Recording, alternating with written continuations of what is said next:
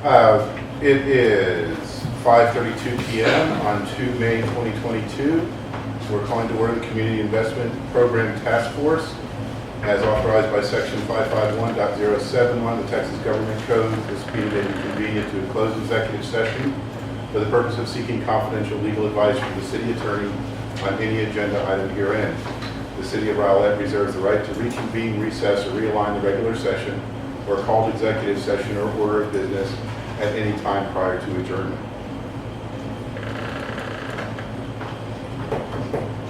So, welcome. It's our first meeting. Thank you all for applying and volunteering your time. Did anybody submit comments? No. Okay, very good.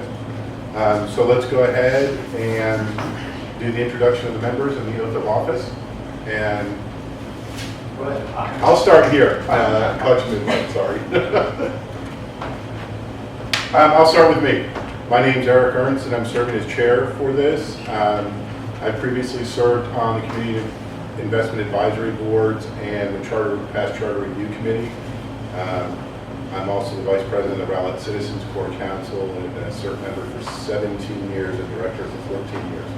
In my day job, I'm a Professional Services Manager for a technology company. Jeffrey Sheldon, call me Jeff, if you would please. I've been on the previous CIABs, Community Investment Advisory Boards, Charter Review Commissions, for the City Academy. I think that was an instance where I really wanted to get to know the directors better as persons, rather than just a title and an official. And I'm happy to be here again. I'll comment later with regard to the composition. So, thank you for being here, and I'm happy to be here also. I'm happy to give you this. I'm Brian Wilkinson, 25-year resident of Rowlett. Been on the Arts and Humanities Commission for about 4 years, 7 years ago. Raised my kids through the film schools here. And my day job, I'm the internal auditor for the Mesquite School District. Glad to be here. Richard Cole, and I'm a retired high school teacher, among a couple of other things. And I currently serve on the Parks Board. I was also on the Comp Plan Commission and the Charter Review Commission. And it's an honor and pleasure to be here as well. Asa Hatzel, chiropractor down the street, almost 20-year resident here in Rowlett, he's open business a year or so ago. And first time on a committee, so I'm excited. I'm Mike. I'm Mike Shue. Been in Rowlett now 9 years, been in Dallas County for 42 years. My background is I'm an agronomist, a soil and plant scientist, with sales in the environmental side of the business. I am currently serving on the Parks Advisory Board, and glad I was chosen to be on this board. I think it's some important work. Mike Bowles, I've lived here about 25 years in Rowlett, raised two boys, went from assistant to PhD. I'm currently, since 2010, I've been self-employed and provide governmental affairs services to clients. I also went through Rowlett City Academy in 2018, and following that, joined the last board that approved the bonds for the committee or the council to put out the citizens. Angie Smith, I'm the Deputy City Manager. I have been involved in one way or the other in all of the past CIP bond elections. I've been here 11 years. I served as the Parks Director for several years and now I'm here at City Hall. Tonight, I will be doing several presentations and you'll get to listen to me chatter, and then I will officially hand it off to Frank. And I'll let Frank tell you a little bit about himself. I'm Frank Payne. I'm the CIP Manager for the City of Rowlett. I've been here since February 21st. My background is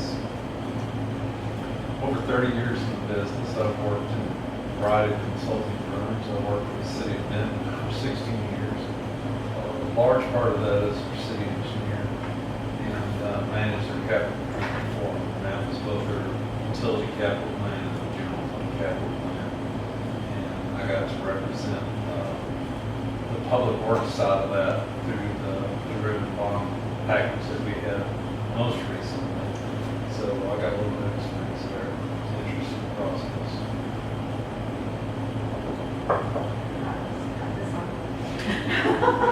You have it. So maybe that's my card this time. Laura Hallmark, I've met you all through the process of appointments and various other boards and whatnot. I've been with the city for 10 years this October and have always been the city secretary for those 10 years. Part of what I do is facilitate processes for council and serve as administrative support for them. I have gone through 3 charter review commissions since I've been here, and I've also served as the administrative support staff liaison for the past bond board that was in place after the 2015 bond cycle. And so I'm here to help Frank with this group and help facilitate what you all need throughout your process. So welcome and thank you. And on that note, we will do your oaths of office. We'll do some swearing. Probably won't be the last time. Probably not. So you'll just repeat after me, and I've placed it up here because it's easier for everyone to do it that way. So if you'll raise your right hand, please. I state your name, do solemnly swear I, Ryan Wilkinson, do solemnly swear that I will faithfully execute the duties of the office that I will faithfully execute the duties of the office of Community Investment Program Task Force member of Community Investment Program Task Force member of the City of Rowlett and the State of Texas, of the City of Rowlett and the State of Texas, and will to the best of my ability and will, to the best of my ability, preserve, protect, and defend preserve, protect, and defend the Constitution and laws of the United States the Constitution and laws of the United States and of this state, and of this state, so help me God. so help me God. Thank you. You have that memorized, Laura? Almost. All right, you ready? Okay, so we're going to kick this off. We're going to do something that we haven't done before with the bond committee or the new task force and do a little bit of an orientation. Those of you that have been around me or been involved with any of the boards I've been involved with know this is something I do with all of our boards. I think it gives you a great introduction to kind of what you're getting yourself into, what you have to look forward to, all that good stuff. So it's relatively short and sweet. And it's one of the things that kind of came out of the last bond committee is that it might have helped to have a little bit of an introduction to the process. So the Capital Improvement Task Force was specifically appointed to gather and provide facility feedback to City Council. The timeline for this project is tight as the election will have to be called in early August. The team will need to be ready to present projects and public rankings to City Council at the second meeting in July. These are the appointees, so you can see, I think I got them all there, everybody's name there. You guys just all introduce yourself. We're missing a few tonight, Missy New and Richard Ford. Board meetings, there are 9 regular members. And for a task force, they're appointed for a specific purpose or a specific time frame. In this case, it is for a potential November 2022 bond election. You guys are going to meet as necessary to complete the project. Most of our boards meet once a month. You may find that that's just not enough in 60 days to get everything done that you need to get done. And the 3 of us are here to help in any way we can. Currently, it's on the first Monday of each month at 5:30. That's kind of the standing meeting. The players, City of Rowlett citizens, will play a very large part in this because what council is asking for is their feedback. The task members, you, the staff liaison, which will actually be Frank. I will still be at the meetings. I've been involved in the facility presentations since day one. It was kind of a project I inherited when I came to City Hall. And so I'll be around to help answer those questions. And then, of course, City Council. There is Frank's Email address and Laura's email address, those are good email addresses to have. Can you use it for just a second? And I think typically Laura sends this stuff out too. She can send it as a PDF and send it to you. Okay. Robert's Rules of Order are what we follow. All of the rules are covered in the Board of Commissions handbook, and that's at rowlett.com. If you go to government and then Boards and Commissions, the handbook is there. Attendance. We ask that you please attend all the meetings and be on time so we can start quickly. It's important, this board does not have alternates, so it is critical that all of their members are here to participate. Open meetings so that you're not surprised, much like many of our other boards, all of our meetings are open meetings and the public is always encouraged to attend. There will always be a place on the agenda for them to get input. Open records, the Texas Open Records Act provides that all information held by a governmental body, including boards and commissions, must be released to the public. So any emails, those kinds of things can all be subject to open records requests. Robert's Rules of Orders typically govern the proceedings. In the past, this board hasn't been as strict as some of the boards I work with, but just so you know what it is. A quorum, I believe in this case, is 5, right, Laura? I didn't ask you. And all formal direction will come from City Council and be communicated through Frank and Laura. Mainly probably Frank, if he gets any changes from City Council. Angie, do you Yes. expect that there will be a council liaison? I suspect there will be, with the election happening next Saturday. So Whitney actually called me, Whitney and Blake called and asked if there was one appointed, and I said no. And so I suspect there will be, but I cannot promise that, so. What must you do as a board member? You must live in Rowlett, you must be registered to vote. We ask that you please attend a minimum of 75% of all meetings. In y'all's case, it's going to be short and sweet, so if you can attend 100% of them, that is ideal. And then, familiarize yourself with the Board and Commission handbook and follow Robert's Rules of Order. That means a first, a second, a vote. What are my limitations? And I give the same slide to every board. In my time in Rowlett, I have had 5. So remember that you may not discuss items that are not on the agenda at the meeting. You may not discuss agenda items with other board members outside of the meeting. You may not vote on items with which you have a conflict of interest. And remember that you may not direct staff, right? You guys can ask for anything in the world and we're going to attempt to make it happen, but you just have to be careful that you don't teeter on. You have to do this. What can you do as a CIPTF member? That's a lot of initials. Absolutely, you'll have the opportunity at the end of every agenda to request that items be placed on the next agenda, or you can email Laura or Frank and say, hey, I want this on the next agenda, and they'll make sure that it gets on there. You absolutely may pass on observations or share citizen concerns to the board and or the staff liaison. You guys are going to be the face for gathering this public input, so you're going to hear a lot of stuff, right? And we want to make sure that we all stay in the loop on that. Remember that you are appointed by City Council to make recommendations to City Council after listening to the citizens of Rowlett. Points of interest, I assume open records training, Laura, will be, have you already sent that out? So make sure you do your open record training, quorum of 5, and again, there is Frank Payne and Laura Hallmark if you need their email addresses. Goals, so council met last month in the middle of April to set the goals for this board. This task force is actually different than any other CIAB we've had. Typically our CIAB takes a whole host of projects, sort through them, ranks them, puts them in order, and then makes a recommendation to council. In this case, we've already had all of the research done. We know all the facilities, what they need, and approximately how much it will cost.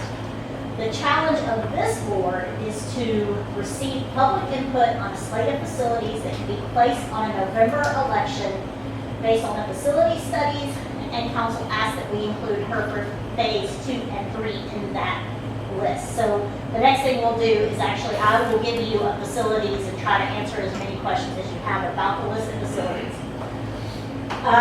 In July, you guys will make a prioritized recommendation on facility rankings based on public input.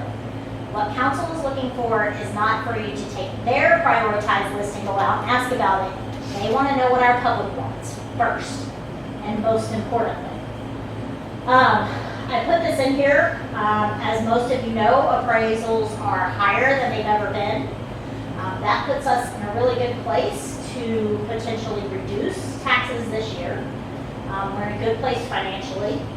That being said, approximately each $10 million will raise the tax rate by 1 cent. And you need to keep that in the back of your mind. We could be in a really good place that maybe we could reduce the tax rate 3 cents, and this might make up that 3 cents in moving forward with $30 million worth of projects, right? So just keep that. It could be a little different. Interest rates are great, but that's just a good rule of thumb going forward in case. Timelines for your recommendation, we're having our first meeting tonight. May, June, and July, you guys are going to gather public input. At some point in May, June, we need to have a facility tour, and I know Eric will kind of talk you guys through what that might look like. We like for everybody to be there. Laura and I have even talked about having the new council there, if that's an option, after they're sworn in late May. They typically happen on a Saturday, but that doesn't mean they have to happen on a Saturday. Going to do the magic bus tour again? They're fun. We've been on one or two. Jeff's been on one or two. We tend to drive around town and let you kick the bucket in every building, so you can really see what we're looking at, right? Because there's no other better way than when you see what all the issues are about how important these facilities are. And then on July 19th, that's the second meeting in July, you will hopefully be able to give your presentation to City Council with your recommended list. August, and I don't know if that's early August or mid-August, the council calls the election, and then there will be a November election. Hopefully there will be a November election. It could always change, but that is the plan at this time, to have a November election. So recommendations for public input, and Laura will also send you a full list of every event and every opportunity, special events, chamber meetings, boards and commissions, the ability to go present to them. But these are just some, right? Boards and commissions, I have a list of when every one of them meets and who the liaison is, so you can reach out to them. Public events, there's Rowlett special events, there's also nonprofit special events. KRB has their Great American Cleanup coming up, might be a great place to get some public input. Rowlett special events, Parks and Rec has Farmers Market every Thursday night through July 18th, and then they have other things coming up.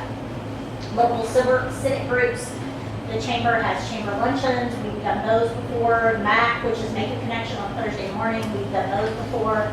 And then, of course, social media and the website. For social media or the website, you guys will prepare the request and share it with Frank. And then Frank will work with our community, our communications department to make that happen. This is the list, and I have it in Word, so Laura can shoot you an email with it, or I can, either way. But we have a full list of all the events coming up. As well as HOA meetings. Yeah, HOA meetings.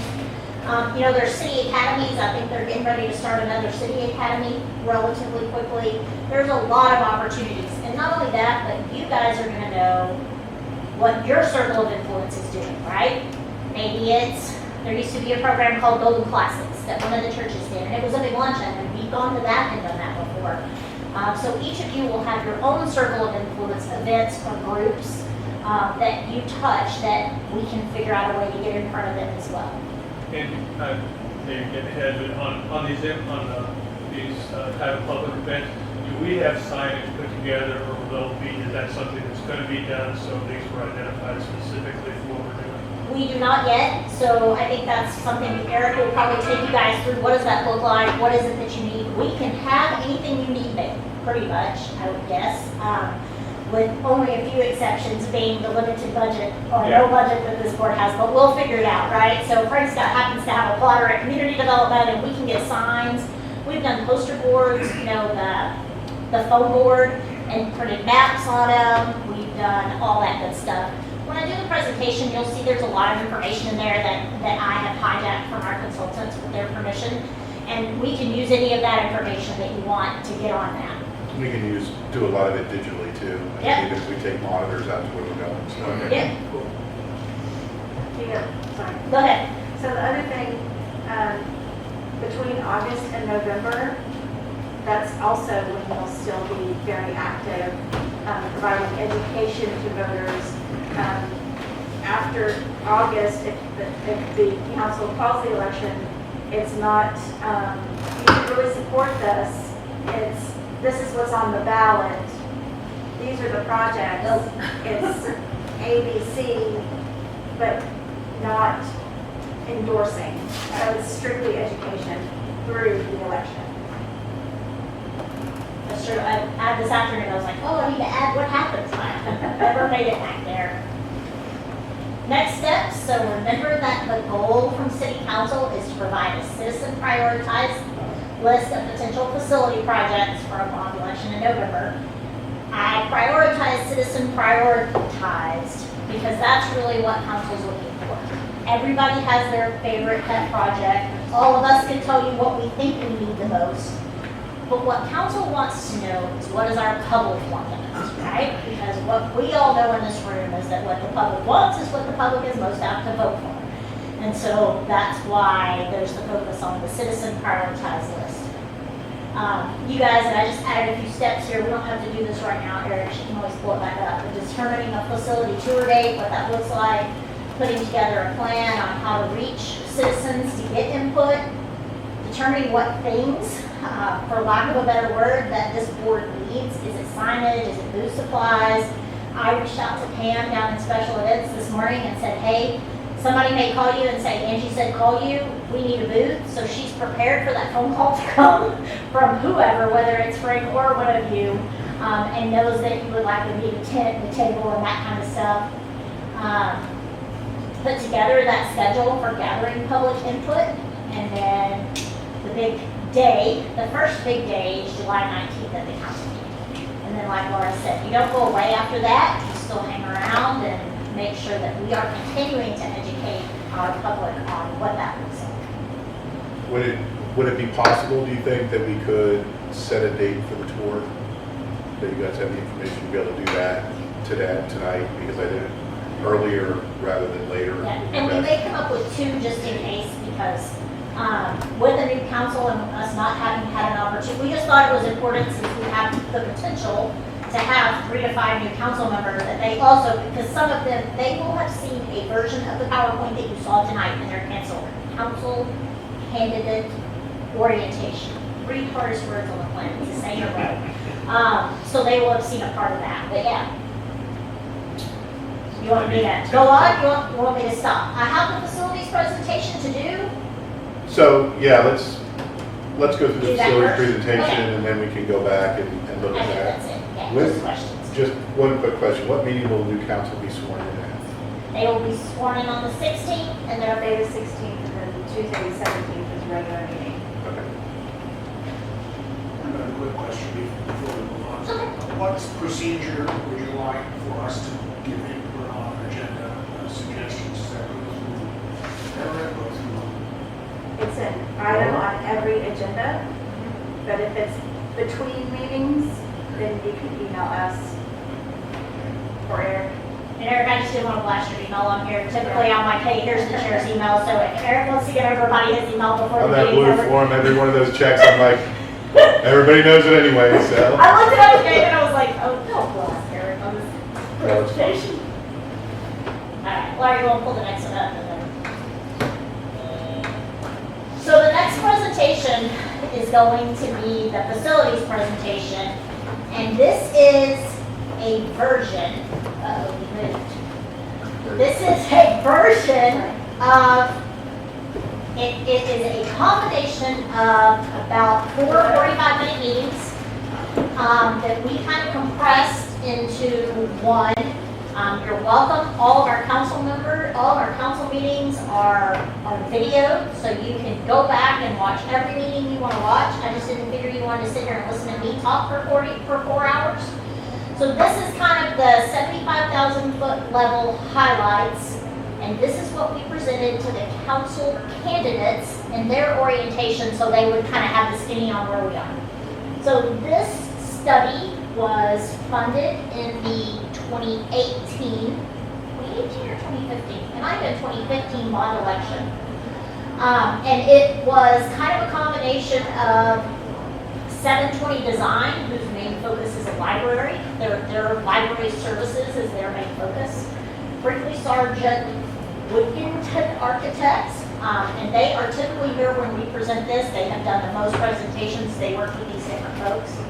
Latera Studio, who has done the design for Herbert Park, and then Rowlett, Texas. Some of this stuff will be familiar to some of you based on the other boards that you serve on.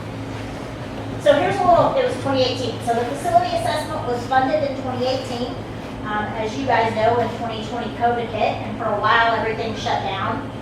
But the first presentation was likely about fall of 2020, and then we've done several since then to build on that and get direction from council. The goals of the assessment were to analyze all the current departments and determine what their future space needs were.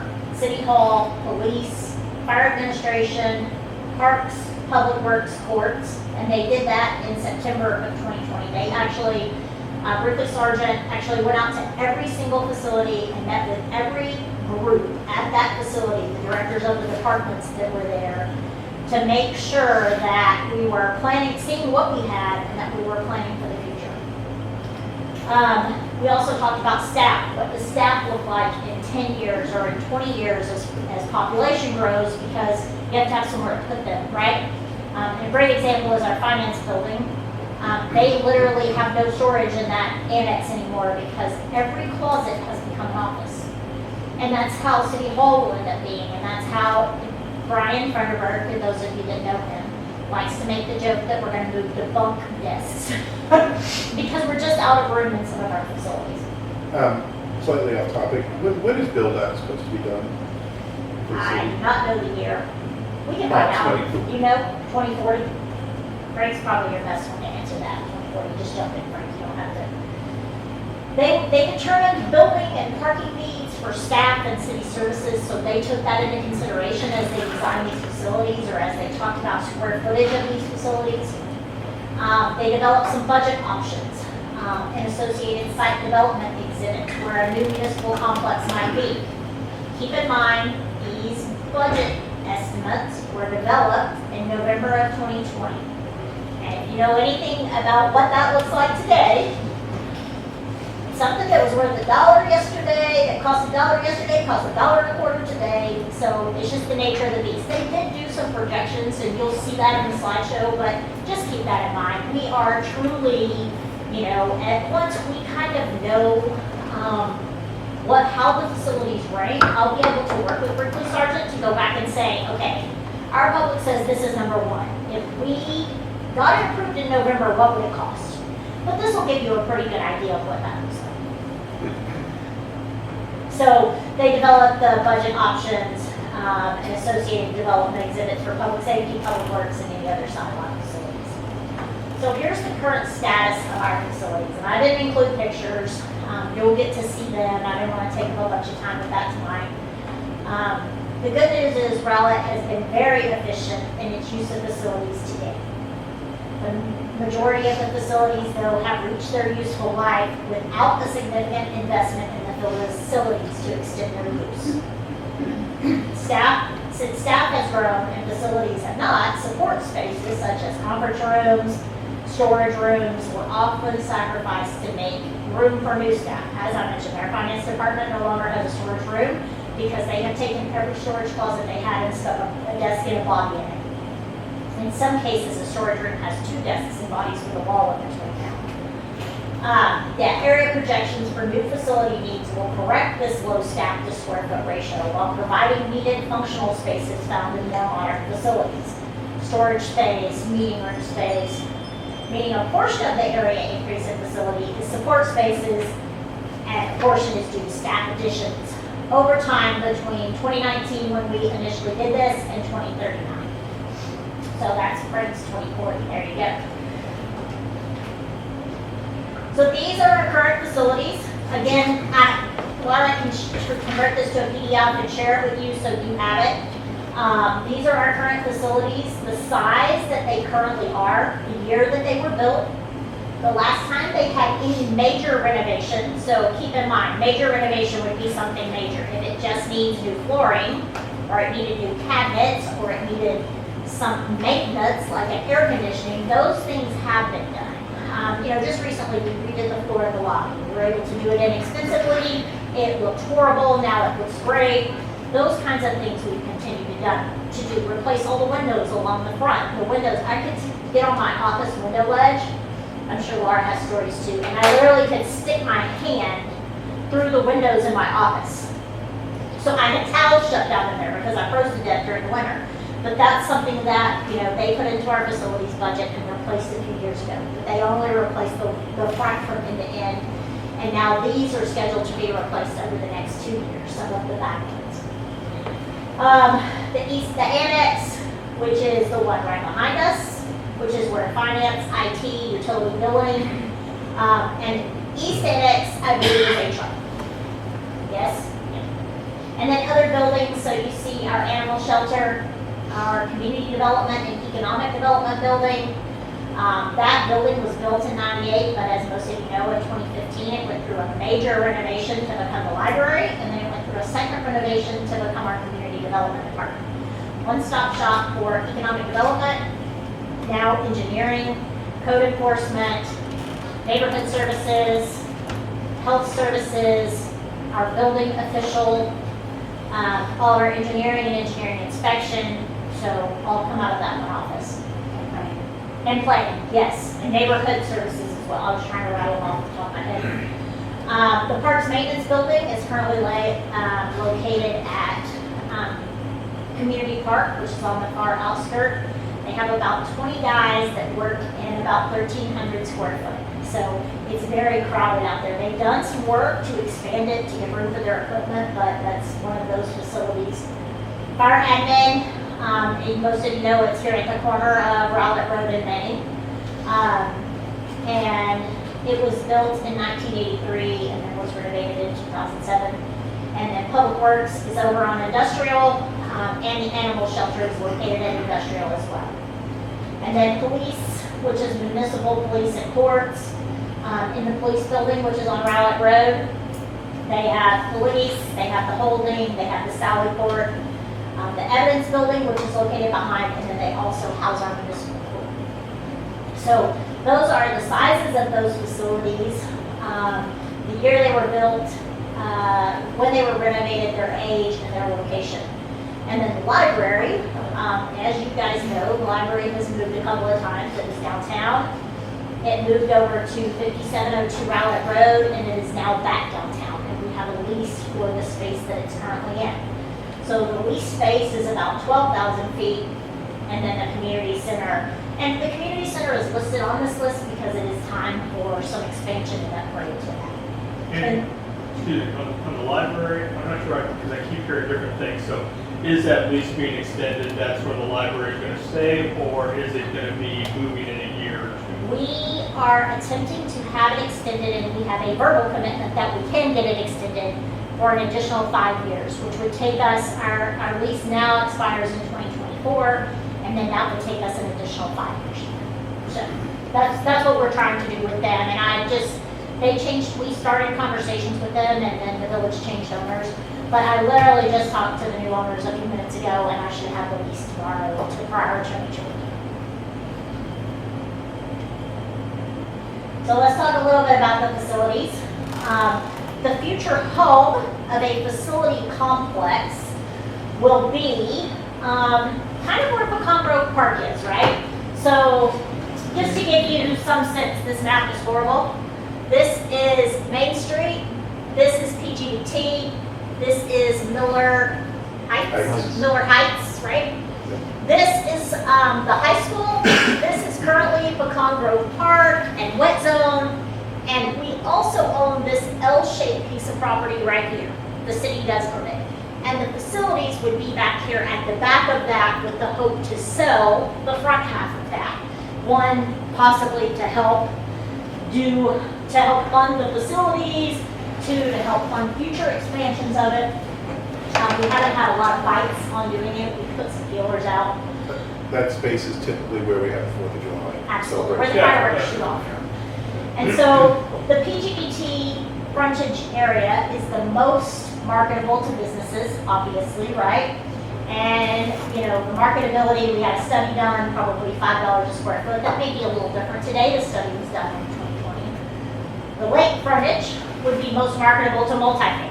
right? And so we believe that's probably the best area for a complex, a city complex to go, since we already own that land. The east area is 47 acres and the west area is 24 acres. At $5 an acre, the west area could generate as much as $5.2 million. And that is the area that council has agreed to have us move forward with pursuing for a city facility. Infrastructure costs are a little bit of a challenge too. Again, 2020 costs. The infrastructure alone would be the water, the storm sewer, the storm drain, the sewer, a 4-lane road, a bridge, a culvert. You'll see some pictures of this in just a minute. It wouldn't necessarily be all the parking, all the fiber, all the street lighting, all the landscaping. And option A, which I will show you, is about $3.4 million in infrastructure costs, and option B is very close. They're both about $3.4 million. Is the 4-lane road coming up from Miller Heights? No, I'll show you right here. Okay. So this is option A. Council has not decided whether they want square buildings or round buildings, and you'll know why I say that in just a minute, because option B looks exactly like this. It's just round instead of square. And this is the future site. It will have to be shifted a little bit. That green dotted line is a Atlas line that they're getting ready to upgrade, and so we're working with them and Brinkley Sargent to see how it needs to be shifted. So this is not to scale, it's just kind of a visualization for you about what option A may look like. It is a very rectangular complex with significant public parking. You can see the library, you can see City Hall, and public safety. Those are the main facilities that would be considered for this. If we build an animal shelter or a parks maintenance building, we would probably build those at another location. And we have some property around town that we can have the possibility to do it. But this complex would focus on one-stop shop for our customers, right? They would be able to come in, they take care of public safety, court, they can attend the library, they can visit City Hall, and potentially in this facility, City Hall would include all services. Instead of us having services spread out, right, where community development's over here, and that City Hall would hold everybody, so it would be a one-stop shop for everything. Public safety would be both fire and police. It would be one-stop shop for both of those services, where we currently have them in 2 different locations. So that's option A. And this is option B, which is just more of a round, right? But it gives you the gist of, and council didn't decide, again, if they wanted square or round, but this is kind of how it would, you can see the road coming in, you can see how you might sell those front spots for restaurants or potentially even a small hotel. The parking would come off of PGT. We would try to buffer from Miller Heights where those homes are. The white line with the blue is actually a drainage area, so it would require some crossover of the drainage. You can see the high school, and you can see Harry Myers Park and Wet Zone up at the top, and then it would connect from there as well. So that's kind of how the infrastructure would work. Are there any municipalities, I mean, in the DFW area that have this circular design? That's not the way Allen is set up, is it? Most people don't. Some people, I mean- and it might be Allen. It seems Is like it Allen or Allen is Frisco? kind of weird. Might be so. It's different. We just asked for some options, right?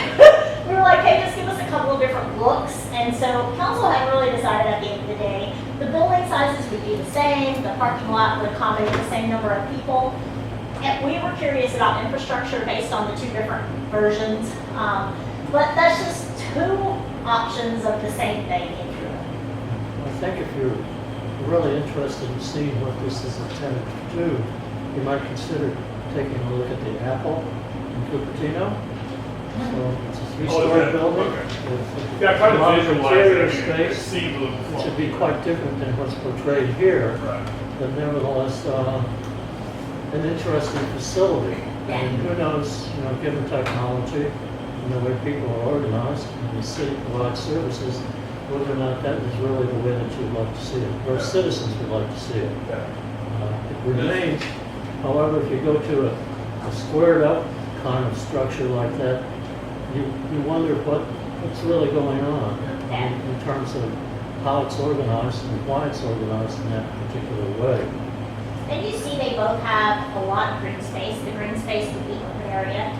The difference in the rectangular and the round is more of a central plaza park versus a lot of green space, and then the potential to have kind of a celebration plaza. Yeah. Where that's green space, or, maybe there's something there, picnic tables and that kind of stuff. You gotta remember, you see the railroad track right on the other side of that railroad track is like recovered, so. Right. And Angie, hotel, Could potentially, so, I don't know. is how that big something this you thing- could wish for, or we just? We just threw stuff out there. We just threw stuff out there. It could be restaurants, it could be a hotel, it could be, it wouldn't necessarily be, a giant hotel, but maybe a smaller hotel, but just, if you sold that, the developer could put a number of different things Okay. in that area. You see they're both the same, right? Okay. And access is via this road that comes. Would either be PGBT or would be through, like, Main RCC. Street? No. Either one of the two. You can see down at the bottom where Miller Heights Road is, you can see how they the goal would be to in some way buffer that neighborhood from the noise of development or that kind of stuff. I just sent Atlas an email and said, you can move your box and move your line completely. They're probably going to tell me no, but I'm going to ask anyway. So you can kind of see the different. So, And what was the income value, just estimated of the west piece there, hotel, restaurant? It is about $5 million. Like I said, we have put out some feelers. We did not list the property. We haven't done any of that because we just want to make sure that we get where we need to be before we strike out. You said we own the farm. We do own that entire L-shaped property. So the gray is the high school. The tan is actually Pecan Grove Park. The light green along the water is Tape Line, but it's also designated as park, as part of Pecan Grove Park. And then that piece kind of makes an L like this. And that's, we already own that property. And the little blue in there above the west. I'm not really sure. That is, so this came out of our comprehensive plan. So there is a key down there. The blue would be public or semi-public. The dark green would be parks or open space. The green is lakeshore. And then they covered up some of it when they put the west and the east, but the white part is vacant. So the gray is railroad easement. There's an easement in there for the railroad. And you said that the dog, so the animal shelter would Yep. not be part of It would not be part What of else this is not part complex. of it? Like is Um, public works? Public Works wouldn't necessarily be here. The only things that would be Parks. at this Parks. facility, parks would not be there. Parks would not be there either. The only thing that would be at this facility is planned to be public safety, library, and city hall. Just based on space. It seems like a lot of space until you have a lot of parking, and then it's not a lot of space. All right. Yeah. One question, suppose you mentioned parking. Is that considered, is that going to be flat parking or multi-story? It's flat parking. I was just gonna say, you listed the groups, but you mentioned earlier the city hall being one-stop shop, all services, so. Well, like all services that are currently at City Hall and community development. So Public Works wouldn't be part of the one-stop shop. Animal Service wouldn't necessarily be. Your maintenance buildings, they require not a lot of office space, but a whole lot of ground space because of all the equipment that they have, So this is a square footage comparison. So Parks Maintenance, based on 2029 square foot with a circulation factor, and then 2039, what is predicted that we would need based on population growth, and then where we are today. So just to give you, I'll give you a minute to look at that. You don't need me to talk you through it, but just as a reference, Parks Maintenance needs about 9,200 square foot at 2029, which is what we would start to talk about as we build. 2039, they don't need that many more square foot, but today they're operating in 1,350 square foot.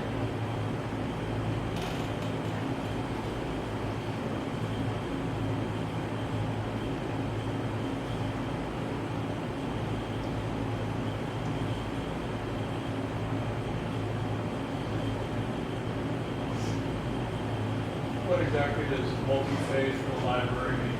So, I'll be real honest. library, when the consultant for the library came forward, she came forward with a 90,000 square foot library, and our entire council really fell out of their chair. It's just the reality of it, right? So we're at 12,000 today. Well, we couldn't staff 90,000 if we had it today. And so what council asked them to do is look at what does 45,000 look like with the potential to expand as our population expands. Because a library today doesn't necessarily look like a library did 15 years ago, and it may not look the same in 15 more years. It's more of a community gathering space, and so that's why you see 45 with the potential to double. 90 was the recommended, and you know, if you go back and watch the meetings where they did all of that, you'll see that, I mean, they make a very valid cause for why that would be what we need. But literally, council was like, okay, time out. We're not ready for that, right? And we might be ready for that in 2040, but we're not ready for it in 2020. So let's go back to the drawing board. So they kind of put together a smaller plan that still offered the same services, was significantly bigger than what we have today, still offered the same services with a teen area and different things like that. Probably an auditorium of some sort. I'm sorry? An auditorium of some sort. Yeah, that's kind of, you know, When you think about 90,000 square feet, one of the design elements, well, more than one design element. Today you think of the library as being much more than bookshelves and CDs, DVDs. For example, if you want to take a look at Allen's library, you've got a theater, you've got display places, like a gallery, which involves interest of a lot of other citizens other than just coming and going to the computers or looking for a book. Because there's so many other class space. Have meeting everything, space, don't have public everything one meeting place. space. Meeting space, I think, is very important because otherwise folks are generally dependent upon going to the community center. Right. And depending upon whether it's costly, no matter what. Do you know, Jeff, is that 30 or the 45,000, even at that reduced level, is that still? I have no idea. Anybody knows What- that? what's going on It there. includes significant space, right? A lot of open space, it includes a teen space, it includes, you know, now they kind of have one multi-use room that they do everything in, so it includes some reading space for youth programs and that kind of stuff. But that's kind of how we got from, that's why you see such a drastic difference in that. Our library consultant was convinced we needed 90,000, and council said, time out. Let's start here with the ability to either add or grow. So with the exception of the library space, the 2029 and 2039 delta on the other square footage is relatively insignificant. Mainly staff growth based on population growth is Okay. the only difference. So So- what you see there is additional staff space. So for 10 years, it would seem to make sense to build towards what we think the eventual Right. maximum would be. I will tell you from experience, the hardest thing is we're gonna build a new city hall. I worked in Rockwall when we built that city hall, and they were gonna expand it in 5 years. It has now been 20 years, 21 years since it opened, and it has never been expanded. And so you have good intentions, right? And then a recession hit, and then there was this, and then there was, and they literally have had to start putting offices all around town in different places because they never expanded City Hall. We knew we had it, we were good, right? We were good for 10 years, and then we weren't real quick because Rockwall grew like that in 2001. They had a giant growth spurt, so. They'll take any highway project around here. I mean, when they built this 10 years ago, they didn't know it needed to be 8 lanes instead of 6 Right. lanes, you know? So there's that. Deficit of facility space, this is just one more slide that kind of shows you where we are and what we need, right? So parks maintenance, again, 14%. I use that one, it's one of our worst facilities. But it also is one of our smallest, so we need 9,400 square foot, and we have about 14% of that now. Library, public safety facility, animal services, city hall, and public works. Same thing, kind of existing, what's existing, and then where would we need it built out? So that kind of shows you that, and how much space there is in between that. And then the facility master planning, and so this is where you're all gonna take a deep breath and go, oh my gosh, Angie. So here's what we did. We took the facilities, we took the square footage, they did a 2020 budget, and they did a projected project budget if it happened in 21-22, right? We have not gone back out and said, what is inflation? What's the cost of concrete today? These are just some kind of rough estimates to give you an idea. You'll notice there's only $2 to $3 million difference in these prices, and once we have a list that says, number 1 is animal shelter, number 2 is public safety, number 3 is city hall, then we will go back to Brinkley Sargent and they will be able to give us some pretty good, if you built it and if you started in December, this is what it might cost you. But these numbers are pretty accurate because we knew it would take us a while to get to this point. So those are the facilities. The project budgets reflect the current pricing, which is an 8.5% increase, and they will need to be adjusted based on inflation and market conditions. The costs do include construction, design, and FF&E. But they don't include the infrastructure costs, which you saw earlier, which is about $3.4 to $3.5 million. And then Hereford Phase 2 and 3. We're getting there. That's at the bottom. I kind of went back and included it. So, like I said, Laura has this. We're happy to convert it to a PDF and send it to everybody so you guys have it. Or I can take bits and pieces of it and do that, and we can send it out to you. But the municipal campus would be public safety, joint facility, fire, courts, police. City hall would be one-stop shop, HR, finance, IT, utility services, GIS, city administration, grants, and all of our community development departments as well. Library, that would be phase 1 of the library. The animal shelter, the public works facility, the parks maintenance facility. And then we also just included some other things that came up over time. Some of you will remember the senior center addition. That came to a bond committee a few times. That would be adding the senior center, a dedicated senior center onto the current rec center. Expanding and renovating the community center. It's time to make it a little bigger. They just are packed most of the time and every room is used during the week and on the weekends. And then the potential to renovate or repurpose an existing facility. So let's say that police was the first thing that was built. We took into consideration that public safety was the first thing that was built, and the public safety building is a little newer than City Hall and a lot bigger than City Hall. How could we potentially renovate the public safety building to move City Hall there to begin to have a one-stop shop? That would still leave community development down the street, and then sell this property or do something with this property we currently sit on, right? Downtown, high value. So that would kind of give you that. Those are just some different things we tossed around, council asked for. And then the parks facilities. And so one thing that did not go through on the bond was the expansion or the continued expansion of Hereford Park.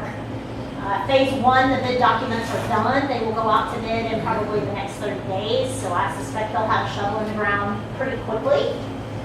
Phase 1 is the central green. So you see the long map, right? I cut it into pieces so you can visualize what that might look like. See, central green is in the middle.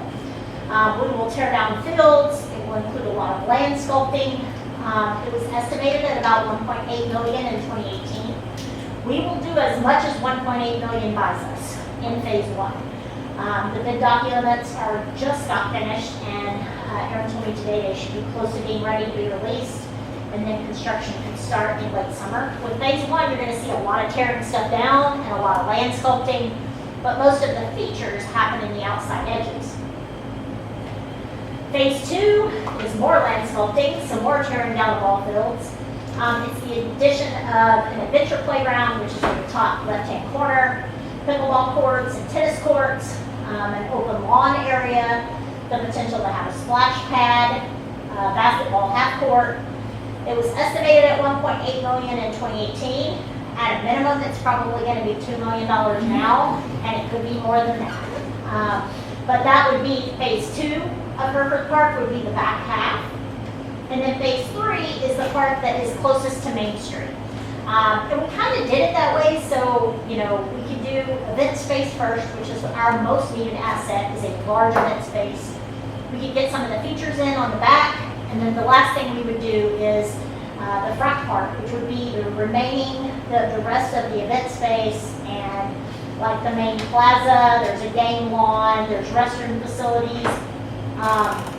right under kind of the kidney-shaped grass, there's an agility course, different things, and then the main plaza, what that may look like. So, you know, some of you have been downtown to some of the new downtown parks, and they have big lit, you know, kind of just where people can hang out. That may be what that looks like. Again, approximately $2 million. Is the hockey league still vibrant enough to try to accommodate them elsewhere? We will potentially move them to Katy Park. So in 2018, we got some bond funds to construct facilities. That's going to be our biggest need. So they are working out the details about moving them to the front of Katy Park. Now, Andy, just so I'm clear on you go back to the central phase one. Now, does phase one, as it sits here, does that, I see landscape, does that include the stage? I know that that's a big need and a big part, or is that a stage 3? Or is Central Green going to include a stage area So where you can have public events now? likely what we would do at this point is use our mobile stage. We couldn't build a cool enough stage to match that. So Okay. what this will have is a place to park our mobile stage. Okay. So we won't have a permanent stage that's there all the time that doesn't get used much, kind of like if you think about the harbor in Rockwell, that amphitheater stage. It's great for their concerts that they do 8 or 10 times a year. The rest of the time it just kind of sits there. So what we will have is a way to pull in our mobile stage and set that up and use that as our stage, whether it's long ways or you can kind of see right there where it looks like there's dirt, there's potential to put it right in there, but yeah, that's kind of the plan. And that's the go forward plan regardless, Yep. 2, 3, or all of them? Yeah, absolutely, unless there came a time that we really had a need, but for the most part, that mobile stage really accommodates what we want for a couple of $100,000. It was a heck of a deal to be able to really give some lift and, you know, Well, this green space is going to be needed as well because 100%. the green space here is being developed, correct? Yes. So one of those is already owned, and then the other 2 could potentially be sold. That was their intent once this kind of got bought, was to develop those downtown areas. Where are the ball fields going? The ball fields have been moved for several years out to community park. Okay. Yeah, they have been out of service for about 3.5 years.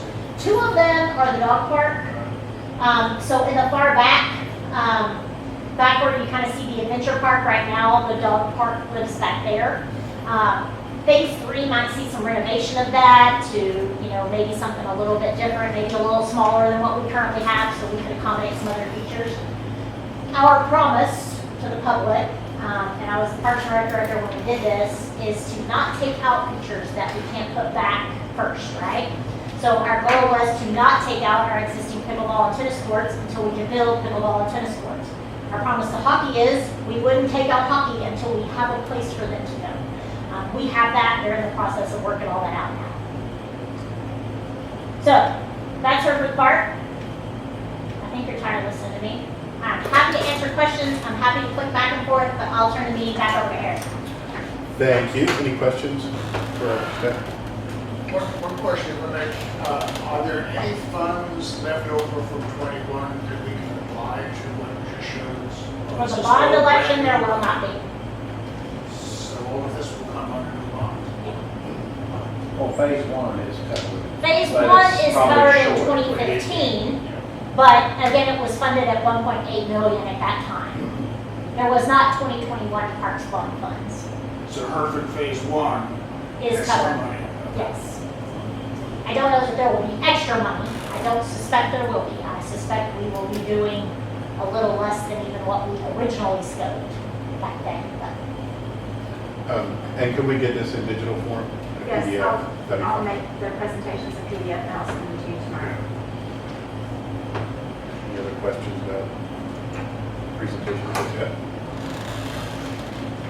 So while I did that tonight, going forward, Frank is your actual staff liaison. So I will turn it over to Frank and Eric. I'll be here. just I did in have case. one other question. Yeah. I'm sorry. No. So we did discuss, I know hopefully as these new facilities get built, we will have properties and stuff that will be surplus, not just here, Right. but Right. over on industrial and Right. stuff like that. Yep. Do we have kind of a market value on what those look like to offset? We haven't yet because, you know, we don't want, one of the things we talked about is we really don't want to depend on those funds to build new ones, right? Right. Because as we learn, things don't quite sell as fast as we hope they do. And so, we own this property, we own the property that the police station sits on, we own the property that the fire admin sits on. We own both of the empty lots across the street.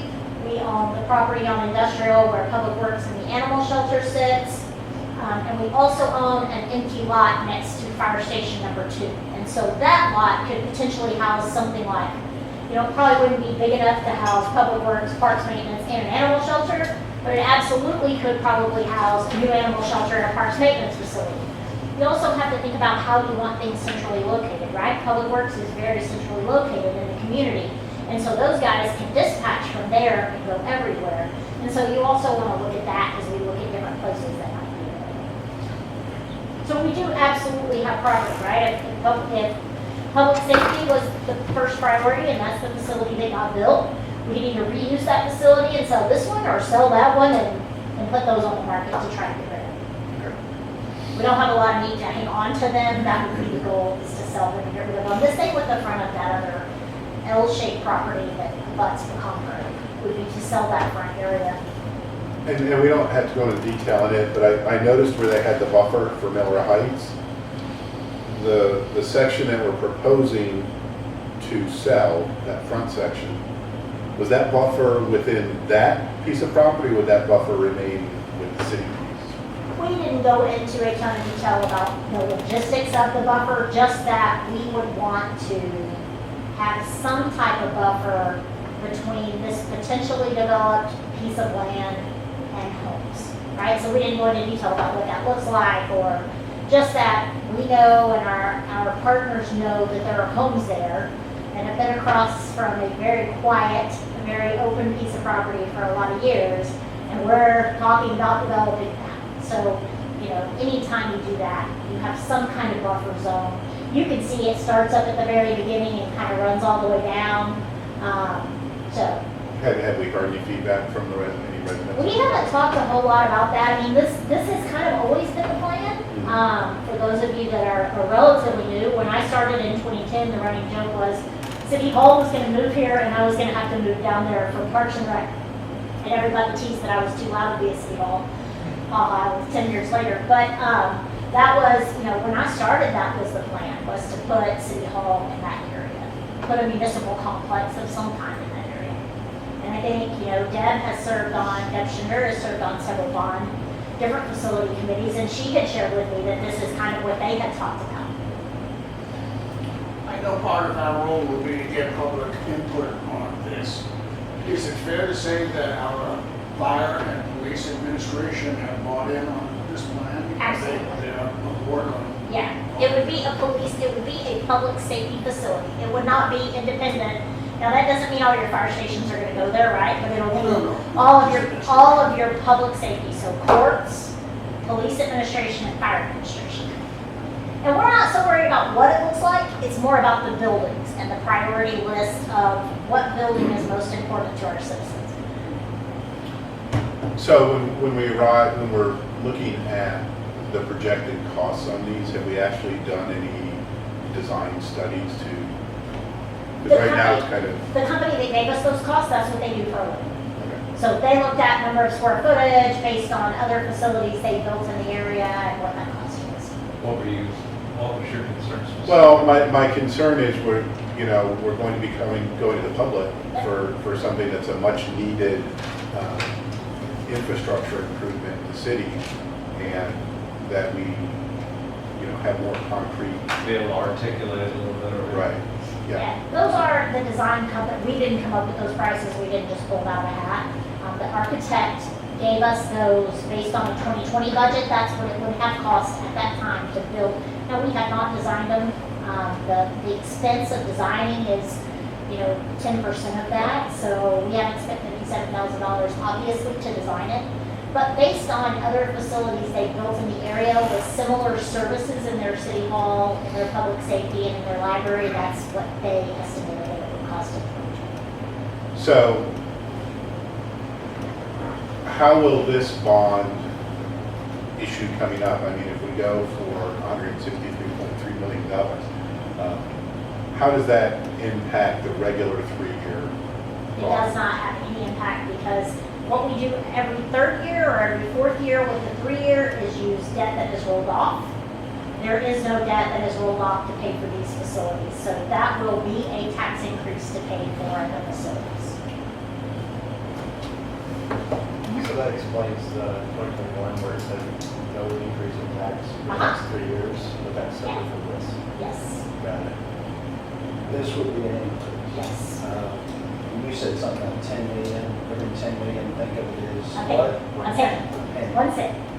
And keep in mind, like I said, there is the potential that taxes could lower this year for the first time in a long time. There's no guarantee. That's just speculation based on the numbers we're getting. We're in the middle of budget season right now. So that's out there. But we want the public to know that, you know, Wiley, some of you are familiar with Wiley. Wiley did this and they got their public to commit. It's going to cost. For every $10 million we build, this is what it's going to cost. And they committed to building several new facilities with a tax increase because they understood the need for that. Is the idea though, I mean, you said something about prioritizing, getting the public to tell us, but is the idea to go out for the whole enchilada here? I do not know that answer. Y'all's goal is to go out and get the public to prioritize the list. So if Public Works is number 1 on their list and animal shelter is number 2, that's what you're going to present to council. If public safety is number 1 and park maintenance is number 2, that's what, you know, so you're going to just take that list of facilities that, I guess there's 6 of them, right? 6 main facilities, and have the public help you prioritize that list. Now, maybe there's taste from the public to build public safety and animal services. That's something you would, you know, that's something you're also going to want to understand from the public is what is their taste for the potential tax offset, right? Knowing that we may not know until July or August what council will propose for taxes, and you'll be calling the election at the same time, right? And the public may say, we don't want this mess. We don't want to pay taxes. We don't want to raise our taxes. And that's going to be the message that then you have to deliver to council along with some kind of prioritized list that we need to wait a year or whatever the public says. It could be possible too that the public would give us another priority and say, well, we want something different then. Well, this is going to be specifically about these facilities. This is our This menu. election is your bailiwick. Our other group comes in every 3 years and takes, Jeff, 120 projects and narrows them down to a bond election. This is specifically about public facilities, city facilities. That's it. I want to call it a special bond. but That's it's really what it is. special. But when you go out to public, you often get the Right, and I I think mean, one way we've to, covered all the city facilities. There's not really any other city facilities that could pop up on you. Fire stations are planned and funded, those kinds of things. So this is really, but if they say, hey, my street is terrible, 2024. we can give them the route to do the citizens' input and also say, you know, on the next bond cycle, you know, 2024. we'll include that. Right. And I think if, let's say the public supports public safety thing, and so we'd be eliminating a couple of buildings and consolidating them at some point, right? Potentially. And I think we need to be able to respond with what the offset is that Barry brought up in some kind of at least reasonable response, because people don't want to know, hey, you're taking them out of here, Yeah. and there is going to be some saving. Where are those funds going to go? I will see if I can get that. It's very complicated, right? Because it never sells immediately. Right? And we have to fund the facility whether we have the offsetting costs or not. So we don't want to encourage the public to vote on, it's $57 million, but we might sell this one for 10, because what they're voting on is spending $57 million. 57 for a target date of X. What was it? Yeah, or 60 for a target date of, 2023 or 2024. So that was a 2020 cost, so that's the tough part. And, it's all about market at that time that you get ready to sell them. So, that's why where we talk about, the front of Hereford Park, the front of Pecan Grove Park, the part that, says hotel, restaurant, that was the market at the time in 2020 was roughly $5 per square foot. for commercial. So, you know, most of our facilities, they are not gonna keep the facility and use it. In very rare cases are you gonna do that. Like, for instance, it would cost us $1 million to convert the police facility to a city hall, just because of the wear and tear that's on the building. So, most of them will tear the building down, and, I mean, that would might, but it would be very expensive. Well, finance, you could put offices in the cells. Yeah, absolutely. You know, I asked a question, and particularly those of you that mentioned this, could you go back to the slide you had previously? You know, I guess one of the things that kind of motivated me to be here is, you know, I'm on the Parks Board, and I think the Parks Board, or whoever was in charge of that, way underestimated the pushback that they got back from the Fuquay Trail. I think, I don't know if that's not any secret. So we're looking at this, looking at the Miller Road extension, what are they, Miller Heights? Miller Heights. I got a cousin that lives on there, and I know down at the end of that road, I don't want to characterize them as powerful people, but let's say there's people at the end of the road that have a lot of money. And I just want to make sure that we are really, as a group, or you tell me, really cognizant of who's going to be against this. And that may happen. Because Yeah, that I think- that really yeah. I derailed. think, you know, one of the issues is this is land owned by the city of Rowlett with the potential to be developed at any time, right? I think the trail behind houses might have been a surprise, unfortunately. And I think it is a bit of a different, are they gonna be happy we're building a municipal complex and potentially developing, you know, a hotel and restaurants, and probably not. Sure. But I think in some cases, you know, that's not really, you may hear some, and that would be great feedback to give council, but y'all's guard from council is to prioritize facilities. Right. Not worry about public feedback, that's something that council will handle at that level, or city staff will handle. And the other side of that is for various reasons, they've had to access that property through Miller Heights anyways. And so, I don't think, I don't know. I mean, we literally once a year have a Soon. gigantic event next door to them and shoot fireworks off, Right, right? right. So, And they all come out there to watch the fireworks. Well, So. yeah, I get this. I guess kind of like in the back of my mind, I'm sitting there This- saying, this we need to isn't focus a- on our stuff, not on Yeah. the restaurants here, but I don't even want to bring that into the that's, conversation. that is why we're gonna focus on our city facility. We don't know what the front will end up being. Yeah.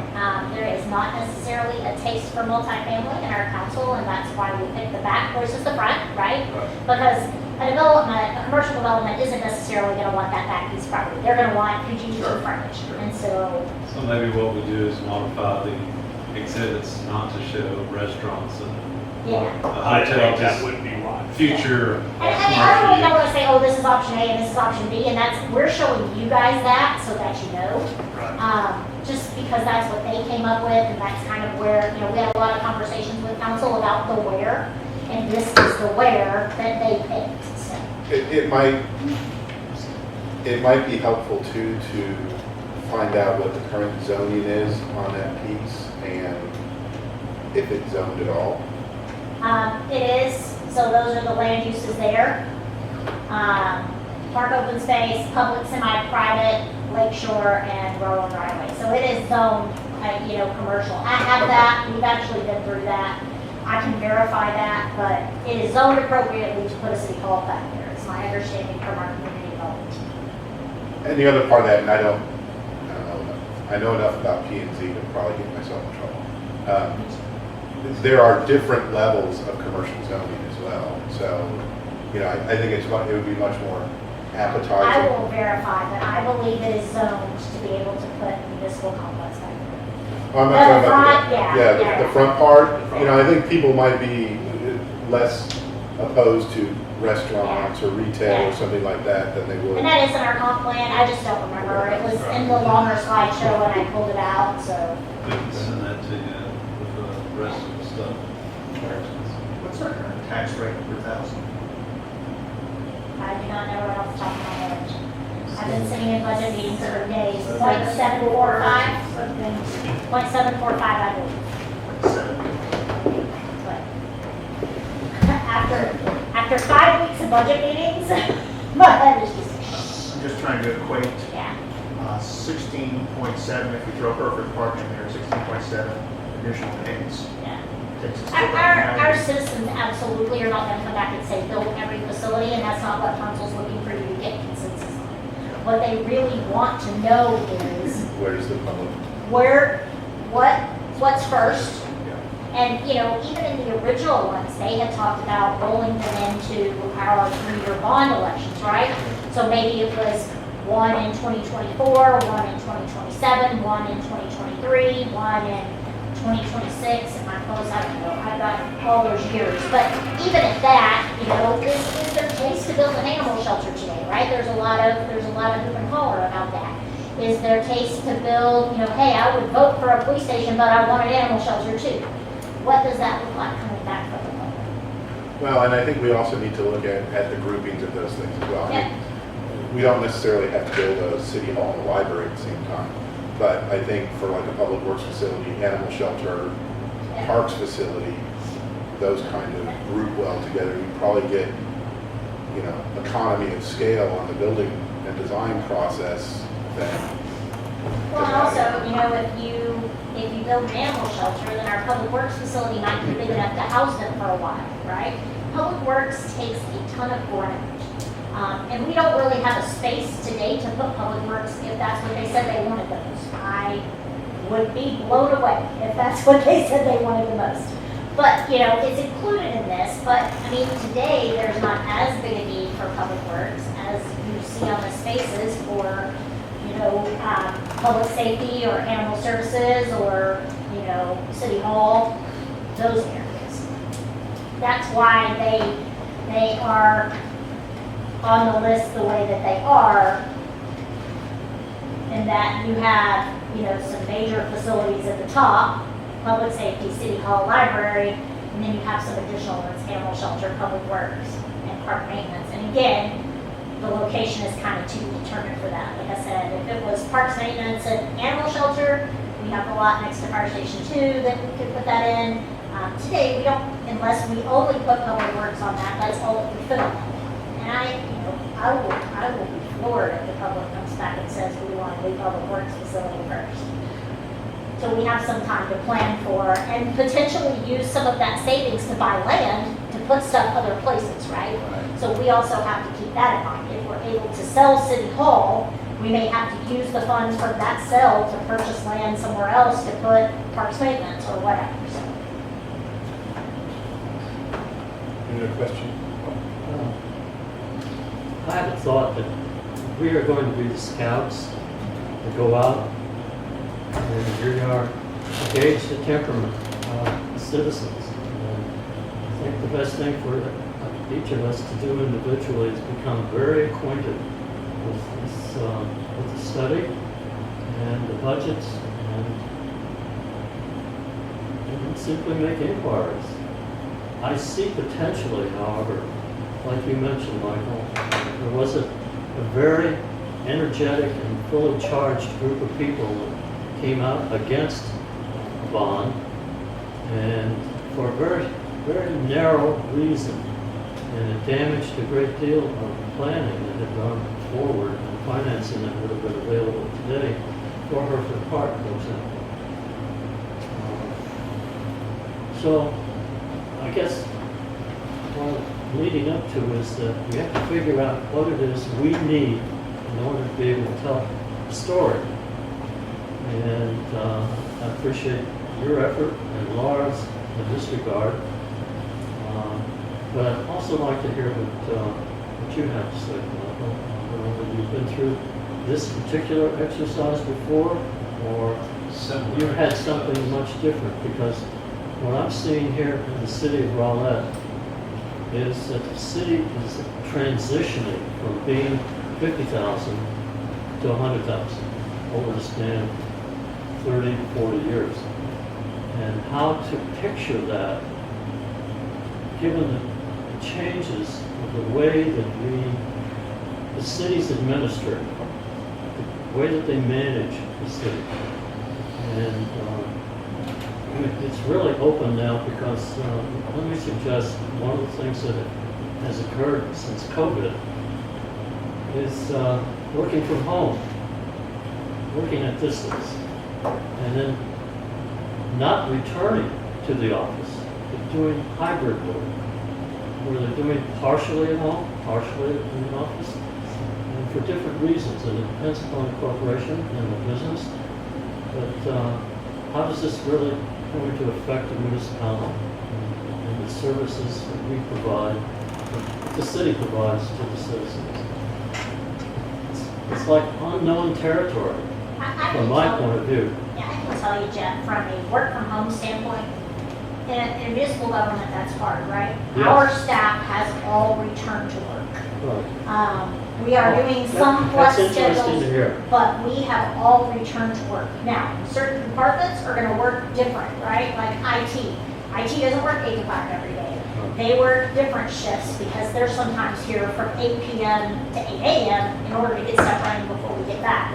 But because we serve the public, for the most part, we're here to answer questions anytime anybody walks in. And so in most of our facilities, 100% of our staff, I think at all of our facilities, 100% of our staff have returned to work full time. And occasional work from home, it's easier now than it ever was, right? So, you know, I work from home one Friday, had to have off work from home one Friday. Brian works from home and has one Friday off. But gone is the shared office space where 3 people used to work from home and 3 people were here and it kind of switched off. We don't have as much of that anymore. Because, you know, post-COVID, we realized that we can do it, but our customers, when they walk through that door and want Angie, expect me to be here Monday through Friday from 8 to 5, right? So, and the same with our finance department, our utility billing. So many of our departments are public facing. Thank you for Yeah. answering that, HR because I was HR really does- concerned with regard to the municipal as Yeah. an organization, Yep. as opposed to some corporation for business. HR, one staff a day works from home, I think, but it's Yeah. because it's their one day that they don't have meetings and they all try to, you know, get a bunch of paperwork that's much quieter at home that they can get twice as much done. But for the most part, 100% of our staff has returned to work full time. Thank you. Brian never left, if that gives you any indication. He never went home, the whole thing. We all went home, but Brian never went home, and so I tried it for 2 days. I came back. Oh, I loved it. Most of y'all know my Great Dane was in my lap most of the time, and every meeting, Zoe's big head was there, so, but, yeah.